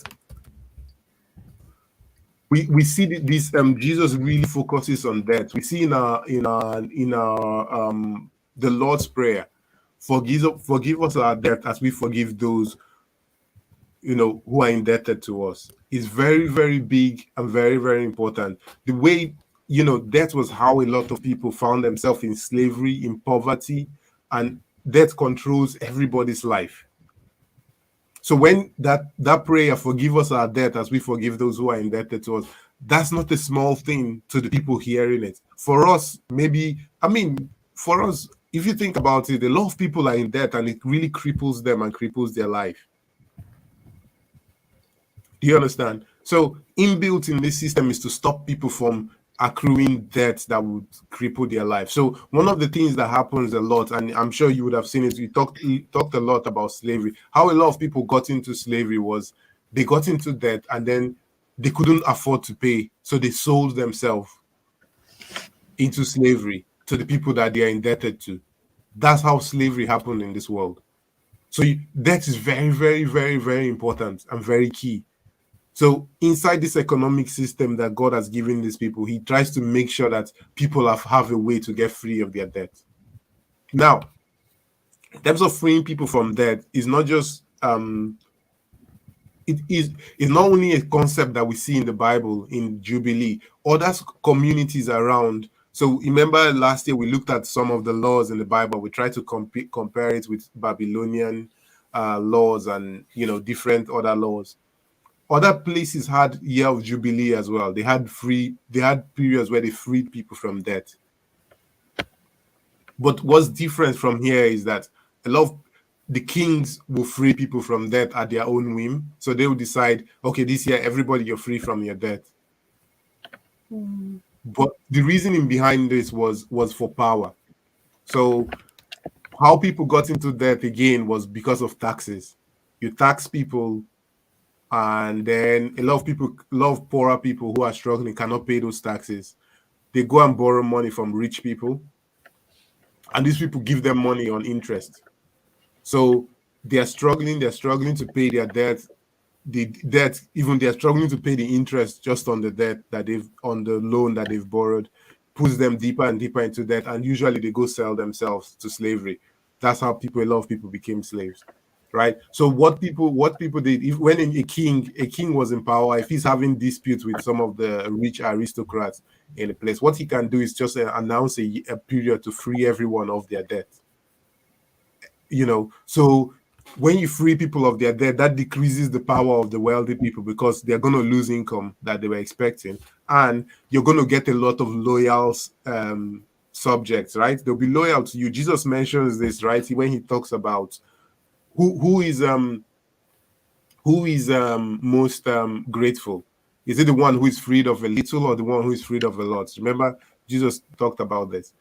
This is an idea that happening around. So these kings will come in, they'll free everybody of their debt, and all the subjects will be loyal to them. That increases their power. But the difference is within this and what happens in the Bible is that these people don't get any land. So they are going to go back to debt very quickly. They're going to need to borrow because you don't own anything, right? And that's the concept behind it. If you think about one of the biggest inequalities, if we use an example of the biggest inequality we'll see in the world is, let's say in the US, we see a big racial inequality between white and blacks. Now, one of the main reasons for this is that the black people, when they were freed from slavery, they didn't get anything. Do you understand? They didn't get any land. They didn't get any land to be able to fend for themselves. They didn't get anything. They just said, oh, you were dragged here from a land you did not, from far, far away. Now you're free. Go. Go where? I have no house. I have no land. I have no way to produce food. So a lot of them, they fell into poverty and so many, different struggles along the way, right? So that is a very, very big thing. Now, in our society, if you look at all the financial crashes that have happened, this has happened because of debt, loans, borrowing. The last credit crunch we had, 2008. Why did this happen? Mortgages, loans, bad debts, right? That is a very, very big and important part of the system. And this is how a lot of people make money. This is how the banks and all these people make money. debt, charging interest, loans, and all these things. And this is why we're able to buy and afford a lot of nonsense that we shouldn't really be buying, because they've given us they've stretched the credit to a big limit that we keep buying, we keep buying, we keep buying. All right. So, you know, a part of wealth, part of wealth is just being able to control that property,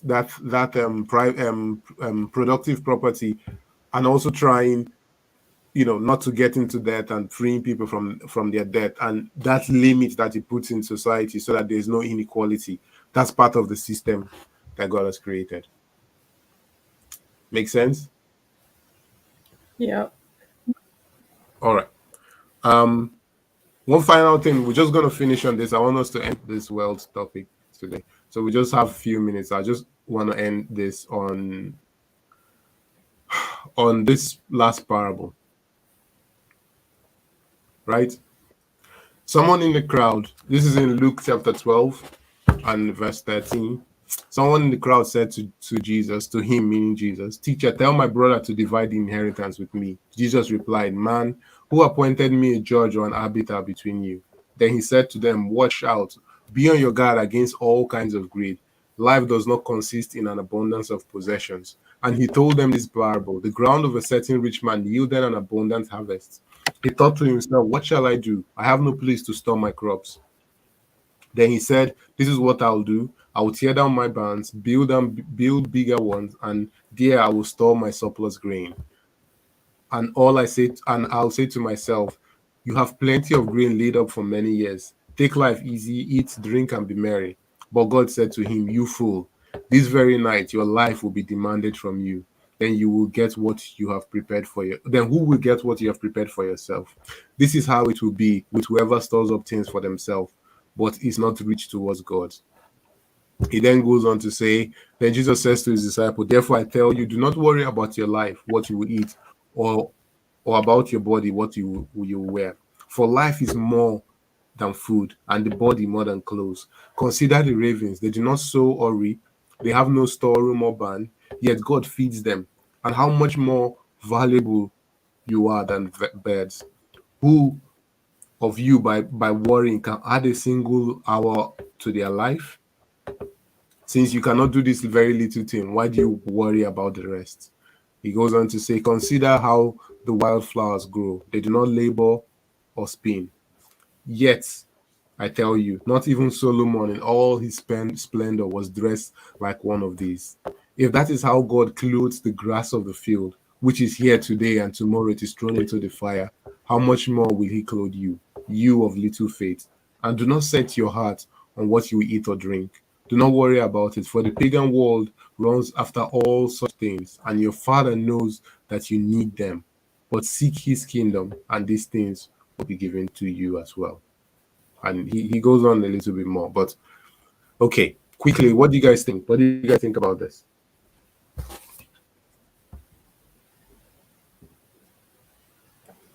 Stuff, tough, tough, tough, tough. What do you think? Yeah, I guess it ties in well with what we've just discussed about Mhm. what we read in Leviticus. It's definitely, yeah, it's a challenge because, you know, like initially we were talking about, okay, what the benefits of actually having, like, making a living for yourself, in the sense of, I guess you said, what productive Property. property. And then in this case it's sort of like reminding you, like, yeah, you can have those things, but like in God's kingdom, the kingdom of God, which we talked about in a couple of weeks back, is more than that. It's not just about having or obtaining this, because it's about like I like the bit where it says, "Seek first the kingdom of God, and everything shall be added unto you." I think a lot of us often don't think about it enough. And we do sometimes fall into the trap of, like, we want to have, or not even we want, but we're so focused on like how to survive in this world today, that if we don't have certain stuff, we might not be able to make it. So therefore we should chase these stuff, have a 9 to 5 job, make sure you're earning a certain wage, and all those things build up to, like, it adds to worries and things like that. But what I guess Jesus is trying to say here is that actually, no, that's not what it is. Like, if we tie it back to Leviticus, it's like you can have certain things, but don't let that deter you from the kingdom, like seeking God. God will provide you, will bless you, like in the year of Jubilee and all that. And yeah, I just find it's hard. It's hard. It's something This that stuff. we don't do. Well, I don't do. Yeah. Well, at the moment I'm learning. What, But what what do you think about the parable and the man in the parable, the rich the bit man in the where parable? it said that, So oh, what should I do with yeah, his field yields loads of crops, mm, and he decides to tear down his barns, build bigger ones, store them there, and just chill. That's it. I'm just gonna put my feet up, oh, eat, be merry for the rest of life. And God mm, says, "You fool, your life will be taken from you tonight." So, what do mm, you guys think about that? anyone else? I think it's like it reminds me of the importance of Jubilee in terms of resting and enjoying and living off what you've stored up and worked for the last 6 years, like not Mm-hmm. waiting until I guess retirement where you've got, I don't know, put Mm-hmm. my feet up, but actually having regular periods of enjoying what you've worked for. Um, so yeah, I think So, that comes out for me, but also like around the point of Leviticus and the fact that you want to keep building more and more and more and working and mhm. building. It's like just give but away the excess, take a minute. okay. So God calls this man a fool, though. Remember that. Yeah, yeah, because he's not even looking to enjoy it there. He still want to work and build and keep storing up and be like, oh, No, when I've no, got that he doesn't more. want to. He doesn't want to work anymore. So he tears down his barns, builds bigger ones to take in all the harvest God has given him, or his land has produced. And yeah, he says to himself, I will tear down my barns, build bigger ones, then there I will store my surplus grain, and I will eat, and I will say to myself, you have plenty of grains laid up for many years. Take life easy, eat, drink, and be merry.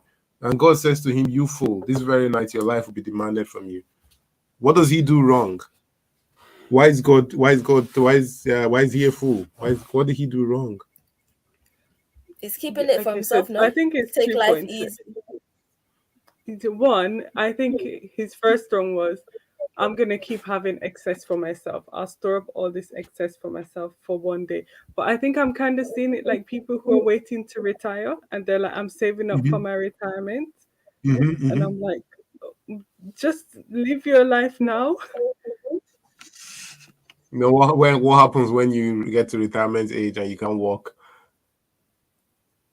God will provide. Mm. Not in that sense of like, don't be.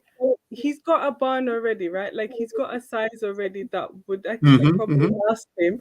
Why is he looking to expand it and be even bigger? Yeah, Like I need even yeah. more money. Like he probably Mm, has enough for his retirement, but why are you? I don't know. It just seems excessive mm. Anyone and else? long term excessive as well. Like he's not looking Mm. to be like, one day I will eat and drink and be merry. It's that sense Okay, for me, like in many years I'll do this for many years and then I'll take it easy. okay. I'll Let's set step back. aside my Let's money. step back a But yeah, little bit. Let's step back a little bit. Jesus tells that parable in response to someone who comes to him and says, uh, tell my brother to divide the inheritance with me. And Jesus responded, who appointed me judge or arbiter between you? Then he goes on to tell this parable. What's like, how does this parable respond to that question? The rich fool was not Hmm. really looking to share his crops or anything.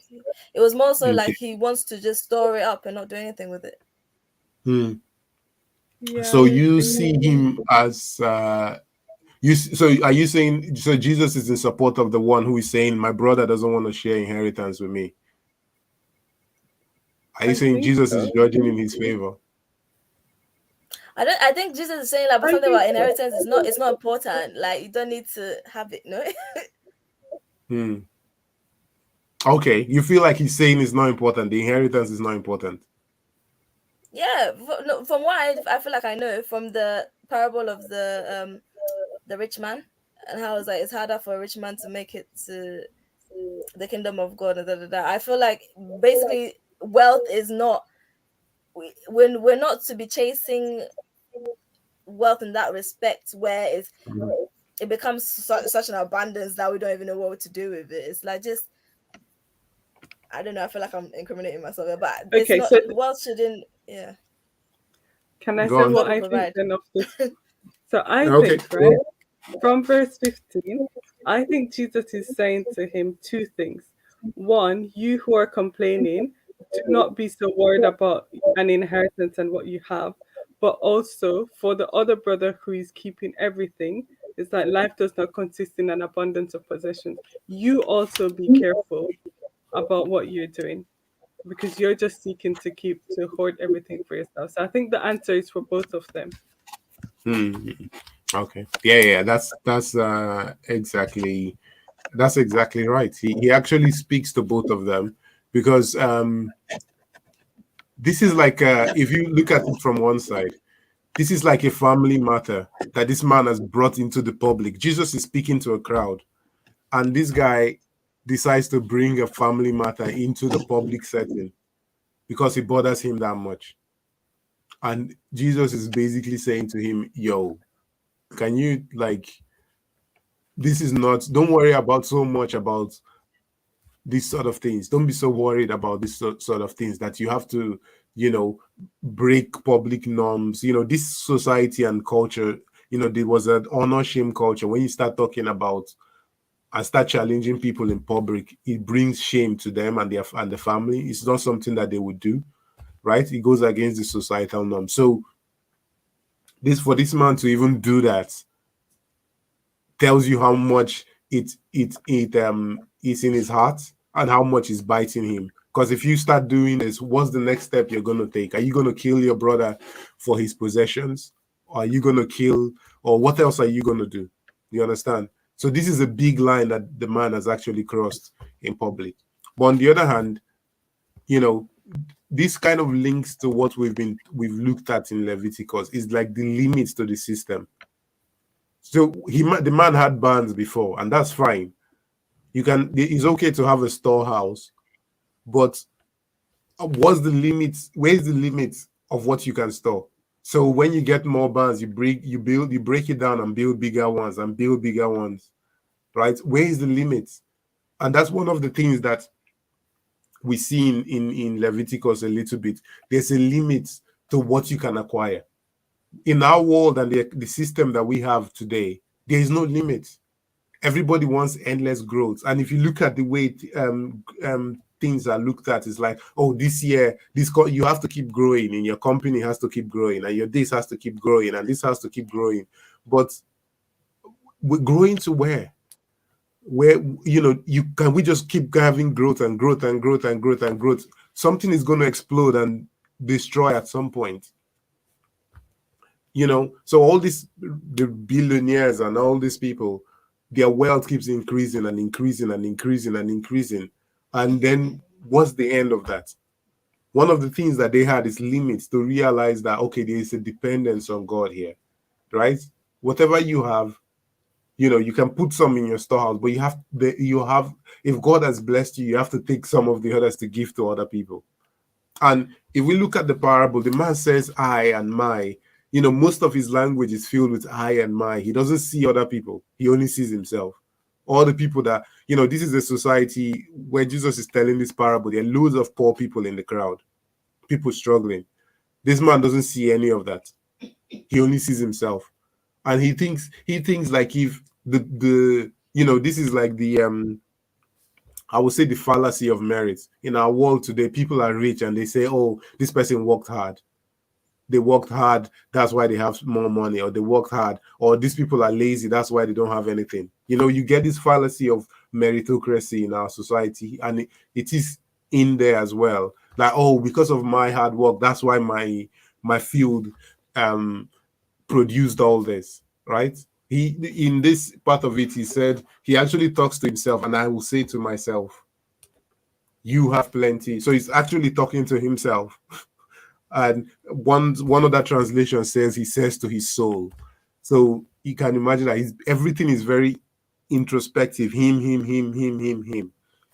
And that's the danger that, sometimes that we have, is like we forget to realize our dependence on God. If the rain doesn't fall and the sun doesn't shine, we are, no matter what, even if there's this kind of artificial disconnection we have from the earth, in a sense. But the truth of the matter is, if this earth fails to produce food, all of us are in trouble.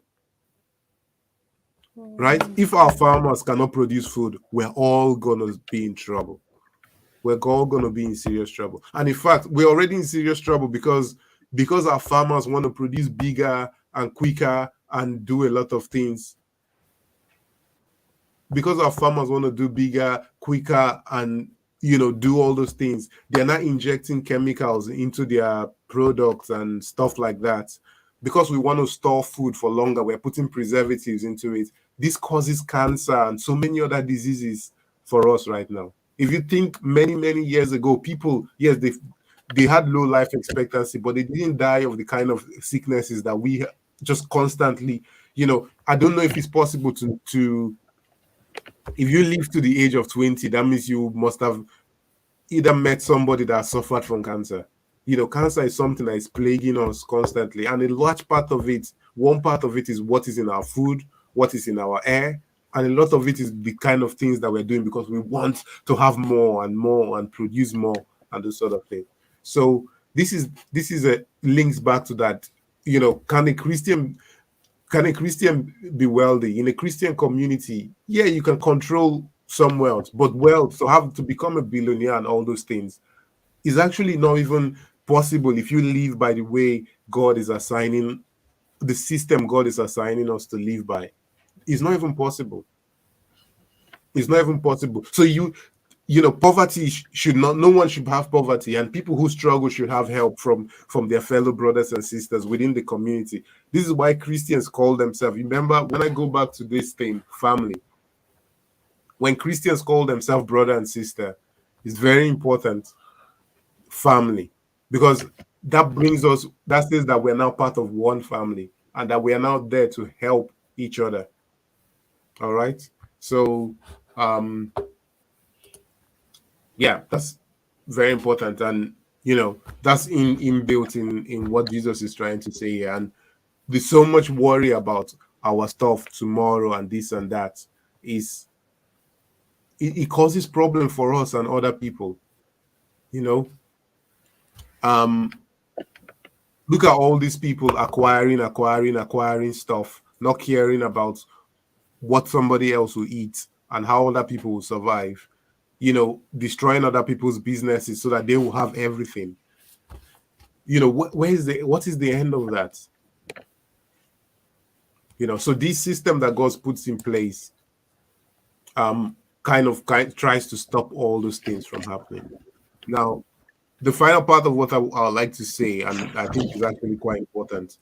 Anyways, before I get there, just to say as well, in terms of the saving, and this is kind of a weird thing. Some of the stuff Jesus says here, some people have taken this being against saving, against retirement, and in a sense, it's quite tough. And I don't know who mentioned it. Like we are living in a system where we're all putting money aside for pension and for retirement, but the truth is that none of us know if we're going to make it there. That's just fact. A friend of mine, I came from a friend's, I went to a friend's remembrance thing today. He logged out of work on Friday. Monday, nobody heard from him. Tuesday, no one heard from him. The guy has passed over the weekend and stuff like that. So, what about the retirement and pension and all that stuff? I know it's harsh, but that's, if we don't redistribute wealth, there's a natural system for redistributing wealth, and that's death. It's fact. This guy, all he's in this parable, all the things he saved up, God takes his life from him that night. He never eats it. Somebody else is going to benefit from it. So there is a natural and inbuilt process in this place about redistributing wealth. all these, right? All the things that we're chasing, we're spending so much time chasing to acquire, and all the money we are saving up. There's no guarantee that we'll ever spend it on ourselves or your family. There's no guarantee. You have no control. What does the bank do with the money? When people die, the money they leave in the bank, what does the bank do? Does the bank actually contact the family to give them the money? What if they can't find any family members? What do they do with the money? A lot of things that we store up. What are we? So we know there is a big onus on people that live. If we say we're a Christian nation or Christian communities, there are things that we're meant to, systems that God wants us to set up so that can help us take us to a different place. I'm not saying obviously you have to put some money aside in the world that we're living in, because if you get to retirement age and you have no money and you can't work, you're gonna be in a serious, people don't care for the older people here. And again, that's part of society. A lot of us come from communities where people took care of the older ones. It was inbuilt into that community. But capitalism is basically taking away all the little bits that we used to do for we did for each other for free. It's taking it away and turning it into business. People took care of their older ones. Now there's retirement homes to take care of the older ones where you have to pay a lot of money. I know some people need specialist care. I get that. But society should be able to take care of each other, take care of their older ones. So there's a lot of things here. But I just want to finish finally by just saying this. I know it's gone. This final part, I just want to think. I think this is very, very important. So if you need to take something away from it, and if you can't remember every other thing from tonight, just remember this. The system that God gave his people to set up, trying to reduce inequality, trying to make sure there's no poverty, trying to make sure people have some form of wealth control so that they can control their destiny and produce food from themselves, who knows, produce clothes and all that. The system didn't work. I just want you guys to know that this system didn't work. Why didn't it work? Well, if you read through the whole New Testament, Old Testament, the prophets, they're talking about all the poverty, people on the street, the bloodshed. When Jesus comes, he says, I've come to, so that, he talks about, to bring good news to the poor. There's so much poverty. There's so much pain. There's so much problems. There's so much inequality. There are rich people who have vast amounts of wealth and people who have nothing. So the system didn't work. Why didn't it work? It didn't work because of the people. The hearts of the people weren't right. So they refused to implement these systems. And I know there's so much fixation on capitalism, and these days, people, I don't know, people that don't know anything about communism and Marxism, they keep going on about it, or how they hate communism. They don't even know what it is. But there's so much fixation on these systems: communism, Marxism, socialism, capitalism, all these form of systems. The problem is not the system, is the people. Actually thinking about it, if you read the man, if you know Adam Smith, who is the father of capitalism, Adam Smith. If you read some of his work, The Wealth of Nations, that people use to talk about capitalism and free market economics, Adam Smith did not envision the type of capitalism we have right now. In fact, if he saw the kind of capitalism we have now and the inequality, he would be actually shocked, because he was a moral philosopher. So he did not envisage the kind of world that capitalism will create. And the same thing with Karl Marx. When he came out with communism and the ideas of Marxism and all those things, those people that have implemented those things in their countries, they've done it from a place of selfishness, right? For their own power and their own ego. So it's people that are the problem, not systems. Some of these systems have good ideas behind them, right? Free market economics and capitalism, while I don't personally like it, but it's not, it itself is not the evil, it's the people within it that are the problem. I hope you get, and this is the message of Christianity in a sense, is the people, the heart of the people that is the problem, not the systems are important and people creating those systems are important, but your heart has to be right to live in that system. So Mm. do we It's want to true. live in a system where we give and don't worry about what we get in return? Do we really, really want to live in that system? Think about it. This is the difficulty of joy. So when we stand and we profess Christianity and all these things, sometimes we have not thought. See, this is one of the problems we have.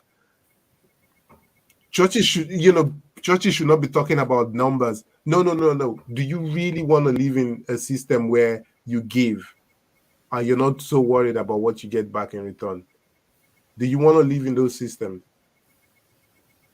The truth is, most people who are in churches professing the name of Jesus don't really want to live there. It's not everyone likes each other. Let's be honest, we are Christian, but sometimes, like I've met and spoke to other Christians who don't necessarily have that ideology of, like, they love your neighbor, but it's like, Mm-hmm. I love you just because God says I have to love you, but not that I love you for a specific reason, like because God looked past our sins, he loves us. Also try and look at someone, it's Yeah, not built in but us to have that. yeah, What I but feel like. here's the thing though. Here's the thing though is like when we come to that, and yeah, exactly. The whole thing is the love that exists between us. Because I want to be forgiven. In the Lord's prayer, forgive us our debt, and we forgive those who are indebted to us. I want to be forgiven of my debt, but do I want to forgive Yeah, somebody else of their own debt? someone's. I don't know. That's it. Right? But That's it. here's the thing though. One of the things that I think I always want to always emphasize is that this love that we want to talk about, which is, at the end of the day, is the most important thing. But I think because Christianity, because English is a very poor language when it comes to love, that whole part of things has not Oh, been right, developed. So right. the love that the Bible is talking about, and Yeah, is yeah, it very different? It's not this love of having feelings, and when people right. are being mean and miserable and horrible to you, is not. If you there's one of speeches that Dr. King gave back in the day, and he's saying, when he talks about love, he's not saying, oh yeah, you have this emotional feeling towards people who are being awful and sending dogs towards Mm, to bite me and attacking me and spitting at me and those things. mm, You can't have, as a human being, it's hard to have a very emotional, deep emotional feeling towards those sort of people. But that's not the love the Bible is talking about. The love the Bible is but talking about is agape. Is a love. Is agape. not is not emotional. Blah blah blah blah. No, it's none of that. Mm, Is loving the person because they are human, and that's it. You love them because they are, mm, and you recognize the humanity in them. You understand? So mm, everybody, even the person you hate the most, can you see any good in them? Right? The person you mm, hate the most he mm, has some good in him, right? And you be able to find a way to love them. And that's mm, the difficult part. That's what we are meant to learn. It's very difficult. So when we talk about mm, Christians and Christianity, can we do this? And mm, then we go further and look at them and treat them in that way. Like, okay, I don't want people to be sleeping on the street. I don't want people sleeping on the street, right? I don't want people to be worried about where their next meal is going to come from, because I don't want that to happen to me either. And I need to recognize the form of humanity in all these people to be able to see that. It's difficult, but that's the Christian yeah. message, and that's why ultimately the system God gave them, at least they didn't make it work because they didn't love each other, right? We talked before about when you're in debt, your brother coming to buy your house, the first place to go Mm, to is your family member, right? But what if your family member wants to scam you as well? What if your family member wants to take advantage of you? The idea is that your family member will be the person who understands you and will try not to take advantage of you mm, because you're in a difficult situation, right? People make bad decisions, but when they're in difficult, but what if your family member wants to scam you and take advantage of you? mm, Do you understand? That love must exist. mm, That love must exist, and that's the most important thing. And it's not just an emotional. feeling, or oh my God, jumping around, and no. It is, it is strong, it's solid, it's recognizing, God created this person. He's created in the image of God, and I have to develop that. I have to love them. I might not like them. I might not want to spend time with them because they're awful, but This. I must treat them with the I must treat them because my love for them is showing that I believe in God, and right.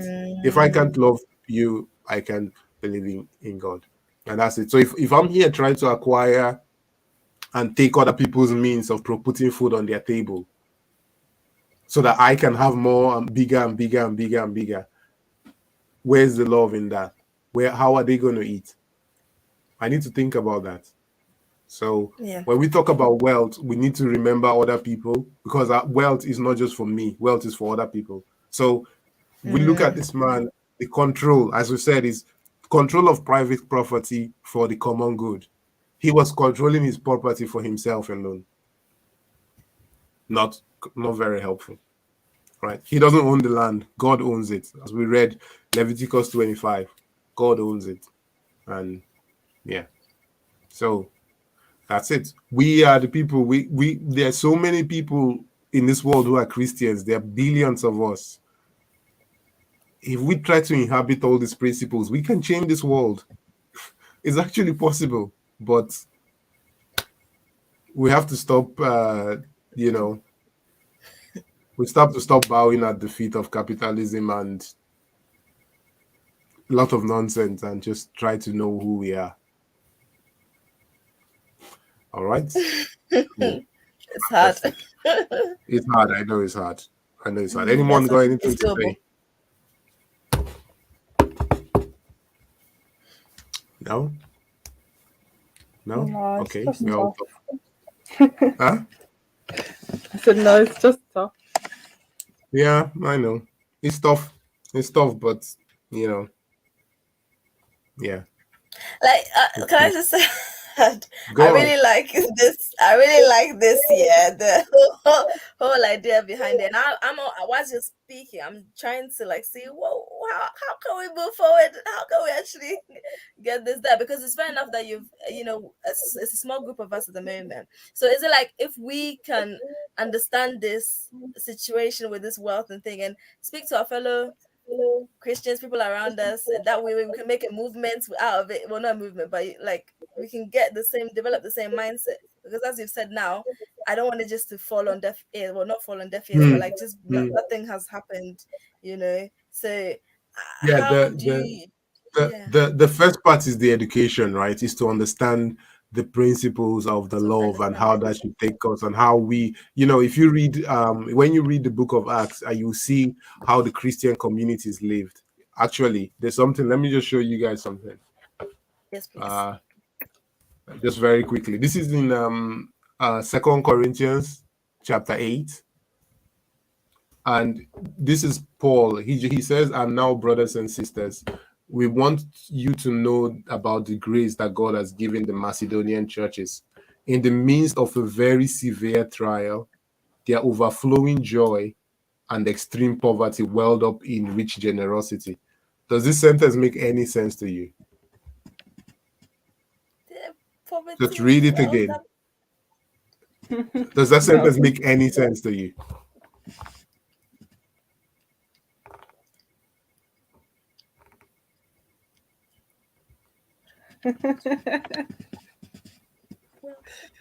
Yeah, you're No, laughing, right? yeah, Go on. no. In the midst Yeah, of a severe trials, you're already in hardship, right? they're in hardship. Yeah. They're overflowing joy, but you're in Yep, hardship.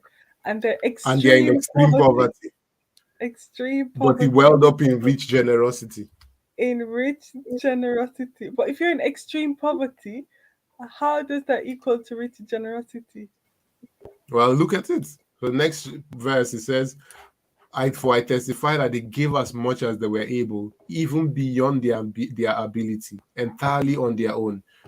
They urgently pleaded with us for the privilege of sharing in the service of the Lord's people. So this Paul is going about collecting money for, or at least he's taking some donations for to help the Christians in Jerusalem who have fallen on really hard times, right? And these Macedonian churches, they hear about this, even though they are struggling, even though they are in poverty, even though they are struggling, they still give everything that they possibly can to help other people.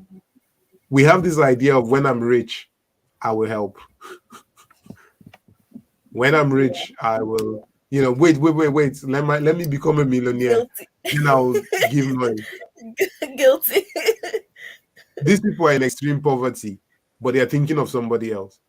And Paul doesn't have to give them speech or get some.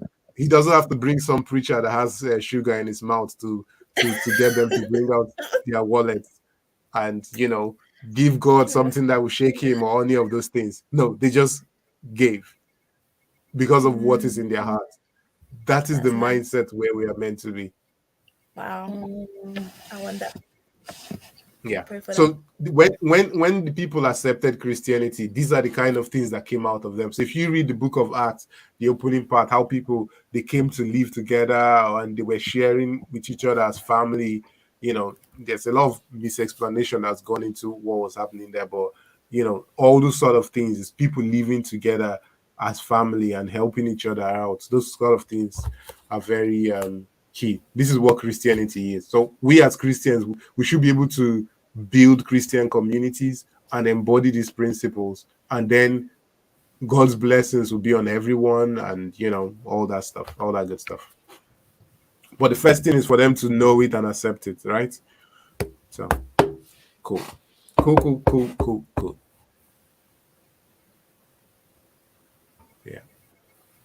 Yeah, cool. All right. Anyone got anything to say? No? Yeah, we've gone for long today. Have we? Well, almost there. So we're just gonna end in prayer. I don't know the next time we're gonna see you, Asnet. So while you're here, can you please pray for us? Can you hear me?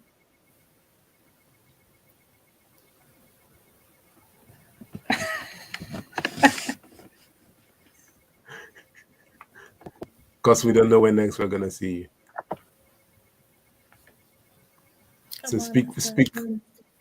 Yes, I'm doing this. Speak blessings on everyone. Thank you, God, for this lesson today. Please bless everyone and hope they learn something to reflect. Amen. Amen. Okay. Amen. Amen. Amen. Thank you. Thank you. Don't worry. The next time you come on, if it's not 1 year later, then you wouldn't have to close in prayer. But yeah, thank you. Come back. Come back soon. So, anyways, so good to have you all. Hope you guys got something that you guys can take back and try to apply, and embody. Hopefully, read more on this. There's more chapters, and you guys more questions. We'll move on to. I'm not sure yet. We'll either do justice or something else next time. All right. Have a good evening, everybody. Good evening, everyone. Good Bye. night. Guys.